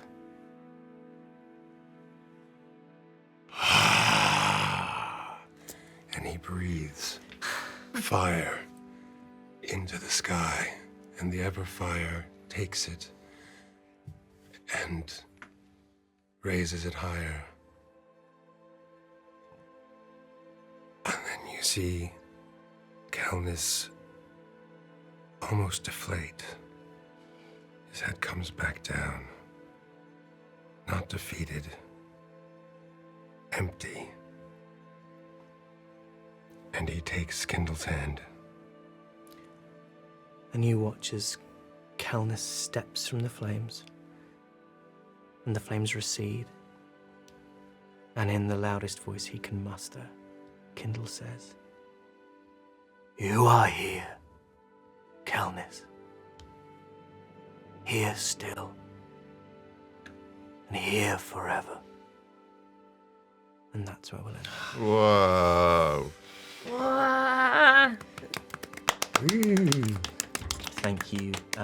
Thank you very much, everyone, for joining us for episode 57 in our adventures in the world of Verliquid. This is an action surge that I'm tremendously excited about having. And so we're going to go and have that chat now. We're going to cut these cameras. We're going to Cut them. turn them on. I mean, what we're going to get all the cables. And we'll just share them in twain. Share them in twain. We have the time. We have the resources. We don't. Tom actually made those cables. We'll start again. Tom, we're starting the cables again, Get baby. the soldering iron out again. And we're going to unpack this and hear what you guys thought and hear what I think. And we'll get to chuck some ideas around because this is a kind of a particularly wonderful one, I think, to do that with. And unfortunately, we just will never share that with the world. We don't release That's the just for action us. surge. Go anywhere. Yeah. It's just like, do you not have enough? For fun. Do you not have enough? I sometimes not just send entertained? people action surges that are like unwanted needs Yeah. of random episodes. It's like, oh, you love. I tell you what, nothing better than sending your grandparent a CD of Action Surge 16. An unsolicited. action Unsolicited Action Surge. No, that's what I call actions. Yeah. Sorry. So that's it. I mean, I guess what we're prepared to do it this time around. If you want, if there is enough clamour for it, we will maybe release Action Surge in a week's time. Or Maybe. Or yeah, maybe. Or what? Or we could do it as part of Patreon, which would mean you That's would a get good idea. Which would mean you would get it Right. Now. and I want you to get Right it. now? Right now. So does this mean that what's happened right now in the moment of it being released on Patreon is Ben has unsolicited kind of canonically dropped it into everyone's inbox? I'll drop it into everyone's Yeah, DM. he CC'd With a everybody. picture of the top, just the cleft of his bum, just the top of the cleft, where it goes, where Ben's bum famously goes in maybe 5 or 6 inches before it comes out 1 inch. Famously. Yeah. It's not a celebrity. It's famous. So if you did want to, if you did want to sample that particular cleft, you could head over to patreon.com/natural6. We are trying to sell the Patreon. Oh yeah, you must. There's also a ton of other good stuff there, Yeah, which I'm isn't it's not just Ben's. so Ben's bum coded stuff like Eyes Eye, I will happily Nope. have a pet. Nope. DM us. All sorts of DM other us. things. Kelnis was going there. I mean, if ever there was a pertinent moment to go and listen to the To go there. to go there with Kelnis, to go all the way there with Kelnis, Go all the way it was with now. Kelnis. We all want As well as other non-canonical, semi-canonical audio adventures, the stories and histories of the characters as written by the players. Chaotic behind the scenes. Chaotic behind the scenes, a guide in which I talk to you about, I write a blog about what it was like making the eps and making the arcs, footage, videos, Whatever all I that can kind cobble of stuff. together, Whatever like, we can put cobble behind a together. paywall. It's a Now for a new delicious... tier, Ben's ass. Ben's ass and Doug's erotic fanfic. If there's clamour, we will hammer. Thank you so much. please, We'll see you no. soon. No, stop. We can't. Yeah, we We've just can. got to pretend. No. We'll see you soon for more adventures in the world of Reliquia. Bye, everybody.